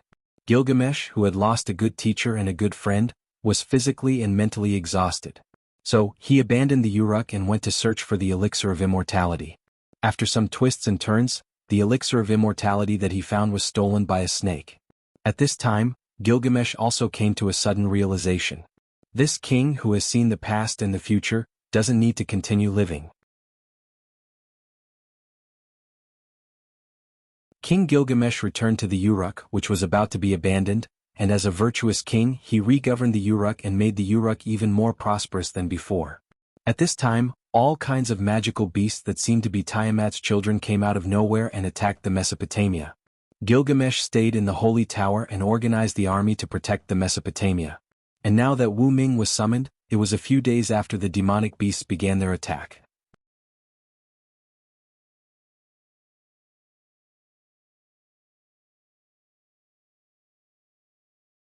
Chapter 387. The enemy is Tiamat, and these beasts are undoubtedly the products of Tiamat, Gilgamesh explained. And I have received information that including Tiamat, a total of 3 goddesses have formed an alliance with the purpose of attacking the Uruk, but the other 2 goddesses are temporarily unknown. That is to say, it is likely that they are not gods of the Sumer pantheon, Wu Ming asked. It is not impossible, but except for Tiamat, the other 2 goddesses have not done anything, Gilgamesh said while arranging the clay on his desk. I have begun to form a front against the beasts, and now I have begun to build a defensive barrier behind Nippur city. With that, Gilgamesh handed a clay board to Wu Ming. Wu Ming took the clay board and there was a map engraved on it. The map clearly indicated that there was a barrier blocking the rear of Nippur. The 2 sides of the barrier extended to the nearby mountains. It was impossible for magic beasts to attack from the mountains where movement was difficult, but Gilgamesh had also sent people to guard it. And the clay board indicated that the beasts were now approaching Babylon City. As long as the place is occupied by the magic beasts, it will be completely turned into a wasteland. This is what happened to these places before. The people who didn't have time to evacuate all disappeared. Gilgamesh pointed to the north of Babylon City. Those were places that had been crossed, and those cities had become abandoned cities, which meant that they had been captured by the beasts. So, in the current situation, Gil, what do you think? Wu Ming looked at Gilgamesh. Not to mention Gilgamesh's combat power in the state of the Sage King, Gilgamesh was a powerful figure with the pariah sword. Now Gilgamesh was in the human state, not the servant state. Some people may think that Gilgamesh in the human state was weak, but don't forget, how could Gilgamesh, who dared to go against the gods in Kanagami, be weak? The current Gilgamesh was at least stronger than Gilgamesh in the servant state. This king's opinion is a defensive battle, Gilgamesh said. This king told the Uruk people a few days ago that the 5th Uruk dynasty will be destroyed, and humans will be destroyed in half a year, Gilgamesh said while looking out the window. This king is no longer afraid of death, and the people are very active in living, didn't you see it? Gilgamesh was right. On the way here, Wu Ming saw a prosperous scene. Prosperous. There was no despair on the people's faces, only hope for tomorrow. The 5th Uruk dynasty is destined to be weak, but the humans of the 6th dynasty will be active, so I will not take the initiative to attack. In addition, Gilgamesh had another reason. If he used all his strength to eliminate Tiamat and the other 2 pillar goddesses, the mastermind behind the burning of humanity would arrange new enemies and even new plans. Cracking the singularity too early would alert the enemy. After all, Chaldea and the others were now working on the first singularity. According to the difficulty of the singularity, the Uruk was likely to be the last singularity. If this singularity was rescued by Wu Ming and the others, after Chaldea cleared the 6th singularity, it was likely that new singularities or even more would appear. Wu Ming and Gilgamesh both understood this, so Gilgamesh chose a defensive battle, and Wu Ming gave up the savior title and accepted Siduri's summon. But even if he accepted Siduri's summon, Wu Ming's master was not Siduri, but the holy grail that remained in Wu Ming's body. After all, the 5th Uruk dynasty will eventually come to an end. This is an irresistible history. Gilgamesh said indifferently. That's also true. After all, we haven't figured out the true identity of the other 2 pillar goddesses. It's not wise to act rashly. Wu Ming also nodded. But we can't let the Uruk fall too early. Then Wu Ming stood up. Gil, you should know about the Holy Grail War, right? Wu Ming asked Gil. Of course this king knows about it. I accidentally saw it with my clairvoyance. This king originally intended to summon 7 servants to help fight against the demonic beasts. Gilgamesh waved his hand and smiled a little uninterestedly. After all, it's better than nothing. There's no time to lose. Follow this king's summon in this tower. Gilgamesh didn't leave the room and directly engraved the summoning circle in the room. Don't you need my help? Even for you, summoning multiple servants as a human is not a small burden. Wu Ming asked. Wu Ming was now using the Holy Grail in his body as a medium. If possible, Gilgamesh could also let Wu Ming summon servants. No, this king can do it. Don't underestimate this king, Hyunryong. Gilgamesh smiled and refused Wu Ming's proposal. Wu Ming smiled helplessly. Then, holding the divine axe and the clay book, Gilgamesh stood in front of the circle and began to chant. Heroes of all ages, respond to this king's summon and seek refuge under this king. Buzz dash, the magic circle lit up. Because it was an unusual summoning ritual of the Holy Grail War, Gilgamesh didn't use a special spell. He just injected magic into the magic circle. In an instant, 7 figures appeared from the magic circle. Saber Okita Soki, I will serve you sincerely as a samurai. Pwa. A young woman who looked like a samurai held a sheathed Japanese katana and respectfully knelt in front of Gilgamesh, and then she spat out blood. "Lancer, Sparta King Leonidas, my king, use me as you wish." Oh. A muscular man with a red cloak and a golden helmet whose face could not be seen clearly and a spear in his hand began to roar angrily. "Archer, Ba-Guzan at the king's service." A woman wearing a cloth armor, a long sword, a long bow, and a long sword also knelt on the ground behind Minamoto Yashitsugu. "Caster Merlin, in response to the king's summon, I come here. Oh, isn't this a villo?" A white-clothed old man smiled at Wuming. "Assassin Fumakotaro, please take care of me." A young man wearing a ninja outfit and a wide scarf knelt beside Ba-Guzan. "Berserker, Ibaraki Dojo, is there anything delicious here? He. The ghost named Ibaraki Dojo made a strange laugh and looked at everyone with a smile. "Ruler Amakusa Shiro Shurjun, I have arrived here in response to the summons." "You are? So that's how it is. What an ill-fated relationship." Amakusa Shiro Shurjun saw Wuming and instantly recognized him. "Writer Uruk Hyun-ryong, welcome to Mesopotamia in 2600 BC. Wuming also reported his rank. "Welcome to your arrival. Now you are lucky to be under this king's command and witness the end of the Uruk." Gilgamesh looked at everyone with a smile. At this point, a total of 8 riders of 7 ranks including additional ranks descended to Uruk.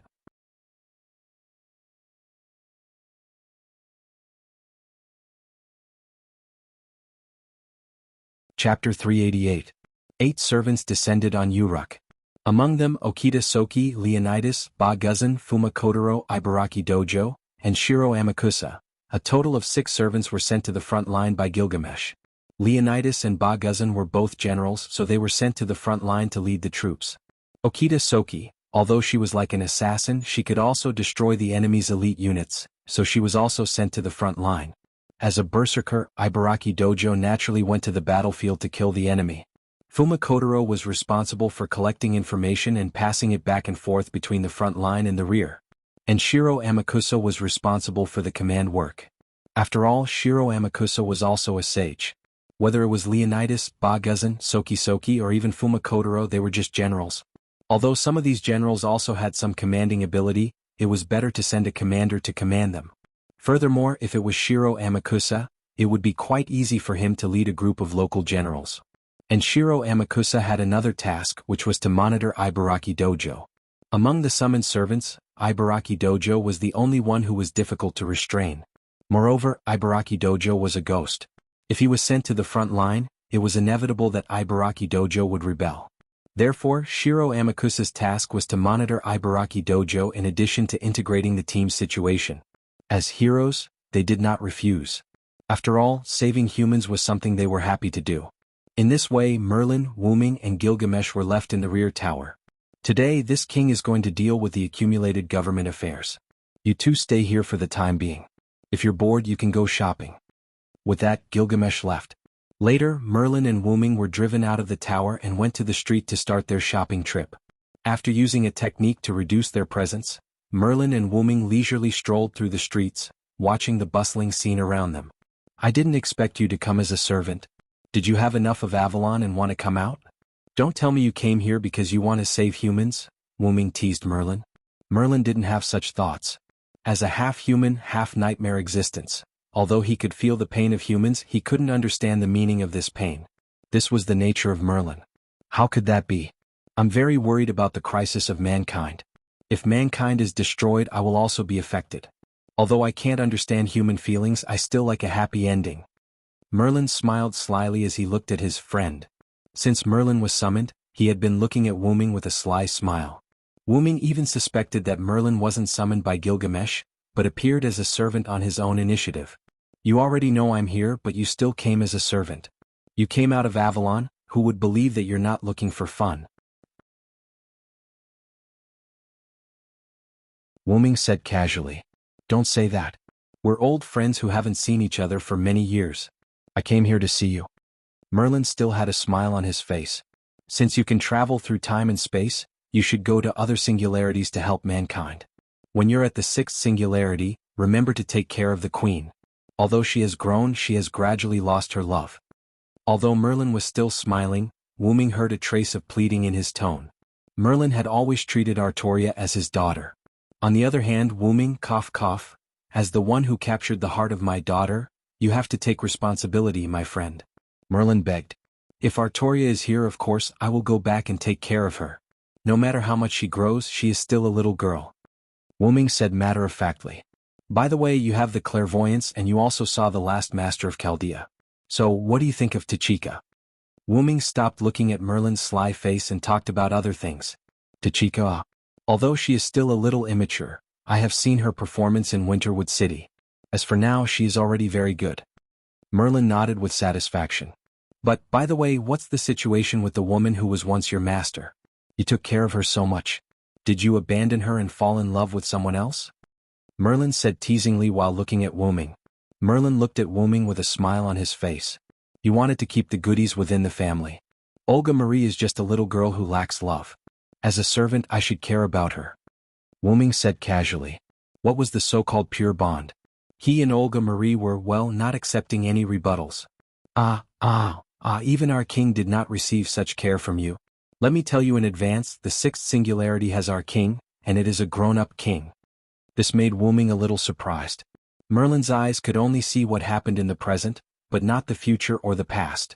In other words, the sixth singularity had something to do with the Knights of the Round Table. I always feel that you have done something bad. Wu Ming looked at Merlin with some contempt. How could that be? I just gave that person a little help. Merlin continued with that sly smile. It would be strange if I believe you. Wu Ming no longer looked at Merlin. Well then, I will leave for a while. After all, the identity of the two pillar goddesses has not been investigated. Wu Ming stopped and said to Merlin. Gilgamesh said before. If you have the ability, you can explore the southern part of Mesopotamia. The north has been invaded by magical beasts. Even if the three goddesses alliance, they will not act together. Then goodbye, I'm almost done shopping. I will go find King Gilgamesh first. I don't want to do the hard work of running. Merlin said lazily. Don't want to run, I think King Gilgamesh will soon give you a task. Wu Ming smiled mischievously. Thank you for your kind words. Then, Merlin walked in the direction of the tower, and Wu Ming also walked out of the Uruk city. Outside the city, Wu Ming looked at the north. At present, there is only one kind of magical beast, and for the time being, there is no need to worry about Tiamat's attack. For some reason, Tiamat did not appear. It seemed that she was constantly producing a magical beast army. Then, I will go to the south and take a look. With that said, Wu Ming's figure swayed, and then, a giant dragon soared into the sky.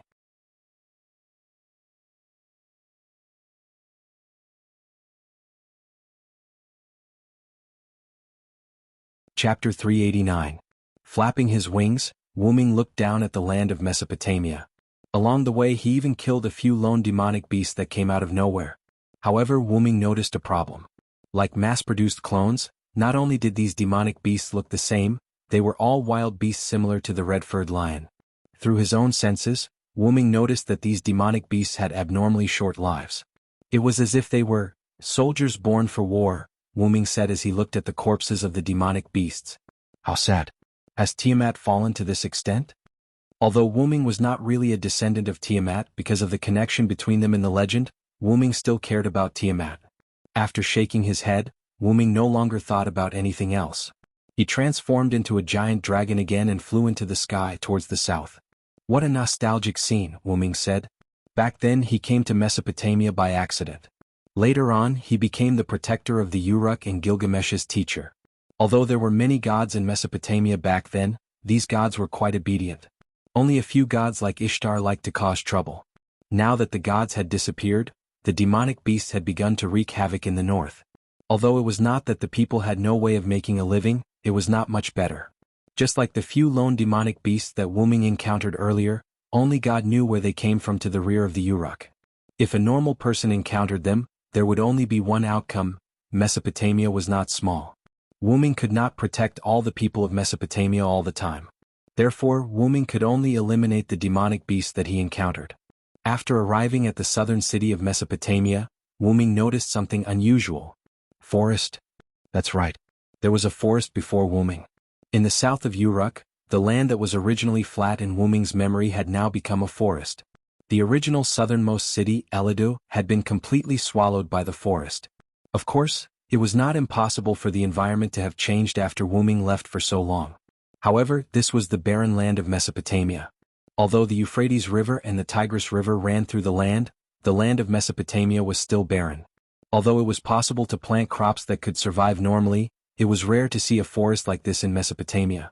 Only the northernmost part of Mesopotamia, which was close to the border of Mesopotamia, had large fir forests. Other than that, there were no forests in Uruk or any other place. Not to mention, Wu Ming could tell that the forest in the distance was not a local species. "It's a bit like a tropical rainforest," Wu Ming said as he flew in the sky and looked at the forest in the distance. Apart from that, the rainforest also contained an extremely strong mana. If Wu Ming was not close to it, he would not have noticed it. "This place is just giving away 300 taels of silver," Wu Ming sneered. If Gilgamesh were here, he would definitely attach great importance to this place. Due to the high concentration of mana in the atmosphere, ordinary people in this era did not pay much attention to forests with strong mana. If an ordinary person were to approach this forest, they would instantly feel that something was wrong and would choose to escape, not to mention whether they could adapt and survive in this era. This was because this forest with a high concentration of mana was like a poisonous forest to them. The genes engraved in their bones would urge them to leave, and they would die if they continued to go deeper. However, such a forest was like swimming in water to Wu Ming. It did not affect him at all. Wu Ming looked down at Ur City. The people in the south were the furthest away from the front line of the magical beasts in the north, so they seemed to be the safest. Wu Ming then flapped his wings and flew towards Ur City, ready to gather some information. After about 10 minutes, a figure walked out of Ur City. This person was Wu Ming. Wu Ming revealed his identity. The mayor of Ur City did not suspect him. In his opinion, Hyunryong's holy aura could not be faked. The mayor of Ur City immediately received Wu Ming and told Wu Ming the news. It appeared suddenly. Wu Ming looked at the rainforest in the distance thoughtfully. According to the mayor of Ur City, this forest appeared a few days ago, and the border city in the south, Eridu, had stopped contacting Ur City. The mayor of Ur City had also sent a message to the Uruk city where Gilgamesh was and asked for help. Unfortunately, the communication technology was outdated in BC, and it seemed that their message had not reached Uruk yet. After that, Wu Ming directly revealed his dragon form outside Ur City. He ignored the cries of surprise and worship of the citizens of Ur City behind him and flew straight towards the rainforest. When he flew above the rainforest, the mana that hit him was like the hot air that hit him when he walked out of an air-conditioned room. Wu Ming frowned. There's a trace of divinity in the mana. It seems that this place is the residence of a certain goddess. Divinity was a mysterious thing. It could be said that people without divinity could not sense it through their physical bodies. They could only rely on instruments. There's a city called Eridu to the south of Ur City. It's very likely that the goddess has directly occupied Eridu and treated it as her own territory. Wu Ming analyzed. He did not know which goddess this was, and he did not know if the citizens of Eridu were still alive. However, he could confirm that the goddess of this rainforest was not a local goddess. The gods of Mesopotamia would not have anything to do with rainforests. When it came to rainforests, the easiest place to think of would be Latin America. Could it be a god from the Mayan divine system or the Aztec divine system? Wu Ming pondered. With that thought, Wu Ming decided to just barge in and take a look. With his strength as a rider, even if he could not defeat the other party, he could still escape. At this moment, creatures flew out from the rainforest one after another. When he took a closer look, he realized that they were ancient pterosaurs. Ancient pterosaurs? Seems like I've been underestimated. Wu Ming said helplessly. Roar? Countless ancient pterosaurs roared angrily and rushed toward Wu Ming, who was many times larger than them. These pterosaurs had sharp mouths and sharp claws that shone with a cold light. They looked extremely dangerous. However, to Wu Ming, who had grade A durability, they were no threat at all. Clang clang clang. The group of pterosaurs collided with Wu Ming, producing countless sounds of metal colliding. They're not afraid of me. It seems that these are all controlled by that goddess. To Wu Ming, who could influence and control fantasy breeds, these pterosaurs had ignored his suppression and attacked him. There was no doubt that they were controlled by someone. Roar. In an instant, Wu Ming roared angrily and released his dragon power, directly killing this group of pterosaurs. Then Wu Ming looked at a certain spot in the forest and flew over.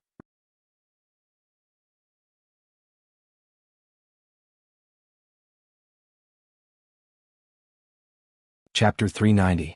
Wu Ming landed, and what he saw was a city surrounded by countless vines and trees. There was no one in the city, but there were traces of human life in the surroundings. It seemed like it had been there for the past few days. Sure enough, Eric Metropolis has become the territory of that goddess. Wu Ming said as expected. Because his dragon form was somewhat restricted in Eric Metropolis, Wu Ming removed his noble phantasm and turned into his human form. Then Wu Ming looked at the vines that were in the way and thought of something. Come out, Fan Baba. Wu Ming waved his hand, and a white spear jumped out of Wu Ming's sleeve and merged into the ground. Wu, following a whimpering sound, a green creature that looked like a bear or a deer with two horns on its head emerged from the ground. Just like climbing up from the water to land, Fan Baba's appearance did not have any effect on the ground. Woo woo woo. After coming out, Fan Baba rubbed against Wu Ming like a spoiled child and softly whimpered. Although Wu Ming's dragon form was much bigger than Fan Baba, with Wu Ming's current human form, Fan Baba would swallow Wu Ming in one bite. Moreover, with Fan Baba's love for Wu Ming, if he was not careful, Fan Baba might really swallow Wu Ming in one bite. Sorry, I haven't seen you in a long time. It's my fault, forgive me. Wu Ming touched Fan Baba lovingly and said with a bitter smile. Business is more important, I'll make it up to you in the future. Wu Ming touched Fan Baba's head again and became serious. Woo woo, Fan Baba reluctantly called out, but it didn't bother Wu Ming anymore. Fan Baba gently lifted its leg and an invisible force spread out. The vines and trees that were in the way moved away as if they had grown legs. Fan Baba was the mythical beast of the forest. Something of this level was still possible. Let's go, Fan Baba. Wu Ming jumped onto Fan Baba's huge head. Fan Baba whimpered and began to move towards the inner part of Eldo. After entering Eidolon, Wu Ming noticed that there were not many trees or vines on the streets. Do they not want these people to go out, or are they simply guarding against my arrival? Wu Ming was more inclined to the former. After all, the obstacles could not stop Wu Ming from moving forward. However, Wu Ming felt that the other party's goal was the latter. After all, there were traces of human activity at the entrance of Eldo. At this time, people started to poke their heads out of the houses in Eldo. The people of Eldo are all fine? Wu Ming was surprised. However, this also explained why there were traces of human activity at the entrance of Eldo. This is Master Hyunryong? It's Master Hyunryong and the mythical beast Fan Baba. Master Hyunryong, are you here to save us? Master Hyunryong? In an instant, countless people of Eldo who saw Wu Ming and Fan Baba ran out and knelt before Wu Ming, begging for Wu Ming to save them. However, most of these people were women and children. Only a small portion of them were men. Could it be that they were sacrificed? Wu Ming thought. Everyone, please calm down. Then Wu Ming opened his mouth. His voice was filled with light as it entered everyone's ears. In an instant, everyone calmed down. Wu Ming directly used his holy aura to calm the people's unstable emotions. Master Hyunryong? You are right, Master Hyunryong. Master Hyunryong, you must save us. Everyone calmed down. Although they were still begging for Wu Ming to save them, their tone was very calm. So what happened here? Wu Ming jumped down from the Fan Baba and asked. After a while, everyone told Wu Ming everything that happened. King Gilgamesh had returned and ruled Uruk as a wise king. Their vassal cities were able to benefit from this and develop well. Not long after, news of a magical beast invasion came from the north. King Gilgamesh organized an army to fight against the magical beasts. Since they were in the southernmost region, they didn't have to worry about being attacked by demonic beasts. Although they would occasionally encounter one or two demonic beasts that came to the south, the people of Eidolon were still able to subdue and kill them. However, at some point in time, the whole of Eldo was surrounded by forests overnight. Vines and trees also appeared in Eldo. After that, a woman who claimed to be a goddess came. She said that she was the feathered serpent god. After the people of Eldo witnessed the power of the feathered serpent god, she announced that this place had become her territory. However, to Wu Ming's surprise, the feathered serpent god did not do anything evil after ruling Eldo. The people of Eldo continued to live their lives. However, good things did not last long. Magical beasts would attack from time to time. Although the people of Eldo were able to subdue and kill them, there were still casualties. Moreover, the number of magical beasts had increased over the past few days. Therefore, the feathered serpent god made a deal with the people. I can protect you from the magical beasts, but you must send a man to my temple every day. In order to survive, after weighing the pros and cons, the people agreed to the feathered serpent god's request. In the following days, the people would choose a man and send him to the feathered serpent god's temple in Eldo. Eldo was not attacked by magical beasts again. However, the people found that none of the men who were sent to the temple returned. No one knew if they were dead or alive.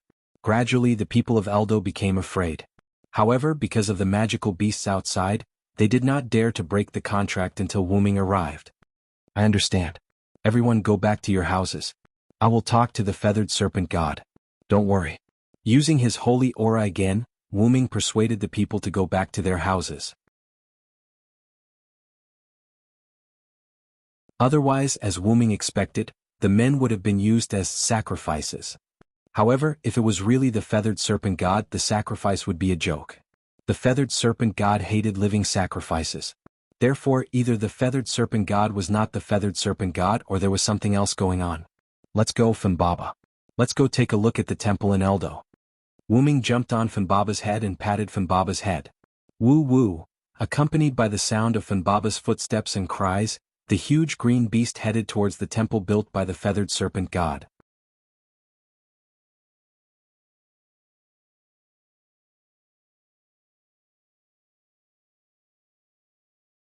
Chapter 391. Because Fanbaba was not small, Fanbaba quickly brought Wuming to the temple located at the edge of Edo. The Mayan pyramidal building towered in front of Wuming, surrounded by a mysterious and lush forest. Fortunately, the temple and the forest were located at the edge of Edo. If the temple and the forest were placed in the center of Edo, the entire city would have become a forest. Fanbaba stopped and did not move forward. Woo-woo, Fanbaba stopped in front of the forest. After trying for a moment, it shook its head and let out a whimper. This time it was really whimpering. Fortunately, Wuming quickly stabilized himself when Fanbaba shook its head. Otherwise he would have fallen. Fanbaba also knew that it had made a mistake. Coupled with the fact that it could no longer control the trees, Fanbaba's whimpers became even deeper. Okay, just be careful next time. Wuming patted Fanbaba's head. After stabilizing himself, Wuming looked at the pyramid-shaped temple and the surrounding forest. As expected, these trees are no longer under your control. Wuming also guessed that there would be times when Fanbaba would not be able to control them. The feathered god was known as the god of agriculture. It was easy for her to hasten the growth of plants. Regardless of whether or not the other party was the real feathered god, at the very least, she had the ability to hasten the growth of the forest overnight. From the location of the other party's temple, the forest must be under her control. It was reasonable that Fanbaba could not control it. After all, Fanbaba was a mythical creature of the forest, and the feathered god was a god-level existence in Aztec mythology. Wuming jumped off Fanbaba's head and said to Fanbaba, "In that case, wait for me here. If this is the real feathered god, I believe that as a good god, she will not choose to fight with me." After all, the feathered serpent god was a kind deity. As someone who loved humans as much as Wuming, the two of them should not attack. However, he couldn't rule out the possibility that the other party wasn't the feathered serpent god, or that even if the other party was the feathered serpent god, the feathered serpent god wouldn't hesitate to attack. Wuming was also confused about this. The Quetzalcoatl seemed to be on the opposite side of the people of Mesopotamia. Therefore, Wuming wanted to talk to her after learning that the goddess here called herself the Quetzalcoatl. Wuming wanted to figure out what exactly the three goddesses' alliance was and what their respective objectives were. "Woo-woo," Fanbaba responded and nodded. "Then, can the leopard over there come out? You've been following us all the way." Wuming said casually to a certain spot in the forest. "Rustle, rustle." As soon as Wuming finished speaking, the forest in the place he was looking at shook, and the leaves rustled. It was just that this voice gave people a feeling of being startled. What? You actually found the super hidden leopard man. Damn it, looks like he's a strong opponent. With a swoosh, a guy wearing a yellow-spotted leopard suit scurried out. Then he looked at Wuming as if he was facing a formidable enemy. This made Wuming feel a little helpless. In fact, Wuming had felt that someone was watching him ever since he came to Elidu, but until now Wuming had not found out where the person who was watching him was. After that, Wuming just wanted to trick the person who was watching him, but he did not expect that it would actually work. Are you still a god?" Wuming looked at the guy who called himself the leopard man with some surprise. Wuming could feel divinity from this guy who called himself the leopard man, which meant that this guy was a goddess. However, this guy seemed like a joke no matter how he looked at it. A goddess wearing a leopard coat? Please forgive Wuming for not knowing what a goddess likes. Wah, I didn't expect you to have such a good eye. That's right, this goddess is the leopard man. Wah. The leopard man who thought that Wu Ming was scared by his identity laughed proudly, but this way he was even more inconsistent with the word goddess. After thinking about Ishtar and looking at the leopard in front of him who was laughing shamelessly, Wu Ming helplessly covered his face. Woo-woo. Even Fanbaba could not accept it. How could a goddess be such an existence? Fanbaba, she's yours. Wu Ming did not even look at her, and directly pointed at the leopard man who was still laughing. Woo-woo. Fanbaba replied, then lightly stomped his feet, and several vines rose from under the leopard man's feet. What? The leopard man was shocked and quickly jumped out of the vine-catching area. It had to be said that although as a goddess the leopard man was not qualified at all, as a warrior, the leopard man was undoubtedly qualified. In terms of monitoring prey in the dense forest, the leopard man was also an impeccable hunter. Although the density of magic in the dense forest was too high, and the detection of magic was affected, even with Wu Ming's vigilance he still did not find the leopard man's position, which was enough to show how powerful the leopard man was. And the reason why Wu Ming gave such a powerful leopard man to Fanbaba to deal with was because Fanbaba was also not a weak existence. According to the legends, Gilgamesh and Enkidu worked together to defeat the divine beast of the forest, Fanbaba, and obtained countless treasures. From this point of view Fanbaba seemed to be very weak. But don't forget, if Gilgamesh and Enkidu worked together to defeat it, how could it be weak? The answer was naturally no. Fanbaba had been using this stance, but in fact Fanbaba also had other stances, but because of Wu Ming Fanbaba did not use any other stances. Even Gilgamesh and Enkidu would find it difficult to deal with it. Seeing that the attack did not hit, Fanbaba quickly released another attack, and several vines once again appeared under the leopard man's feet. This time the vines were controlled by Fanbaba at an extremely tricky angle, and ordinary people would not be able to dodge them. You're really fast, but you're still not as fast as me. The leopard man unexpectedly dodged the attack again, and this time the leopard man's expression became serious. Woo-woo. Fanbaba was not to be outdone and cried out. Wu Ming looked at the leopard man in surprise, but because of his trust in Fanbaba, Wu Ming directly entered the forest. Try to capture Fanbaba alive. Wu Ming instructed. Woo-woo-woo-woo-woo, Fanbaba replied and at the same time, said a few words to the leopard man. What? You actually dare to say, take me down in 5 rounds? Then I'll let you see how powerful I, leopard man, am. Wu Ming did not expect the leopard man to be able to converse with Fanbaba, and he felt a little helpless. I always feel that this leopard man is actually a funny character. Wu Ming said as he walked through the forest. And just as Wu Ming walked through the forest he was greeted by a big sister's hug. Let's wrestle. You're tuning in to the Han Li's Wuxia Adventures YouTube channel. We're so grateful for your support and don't forget to subscribe to join us on this incredible journey through captivating stories. Your generosity through donations truly makes a world of difference, as it's the primary source of revenue that allows me to expand and enhance this channel for you. Thank you from the bottom of my heart for being a part of this adventure.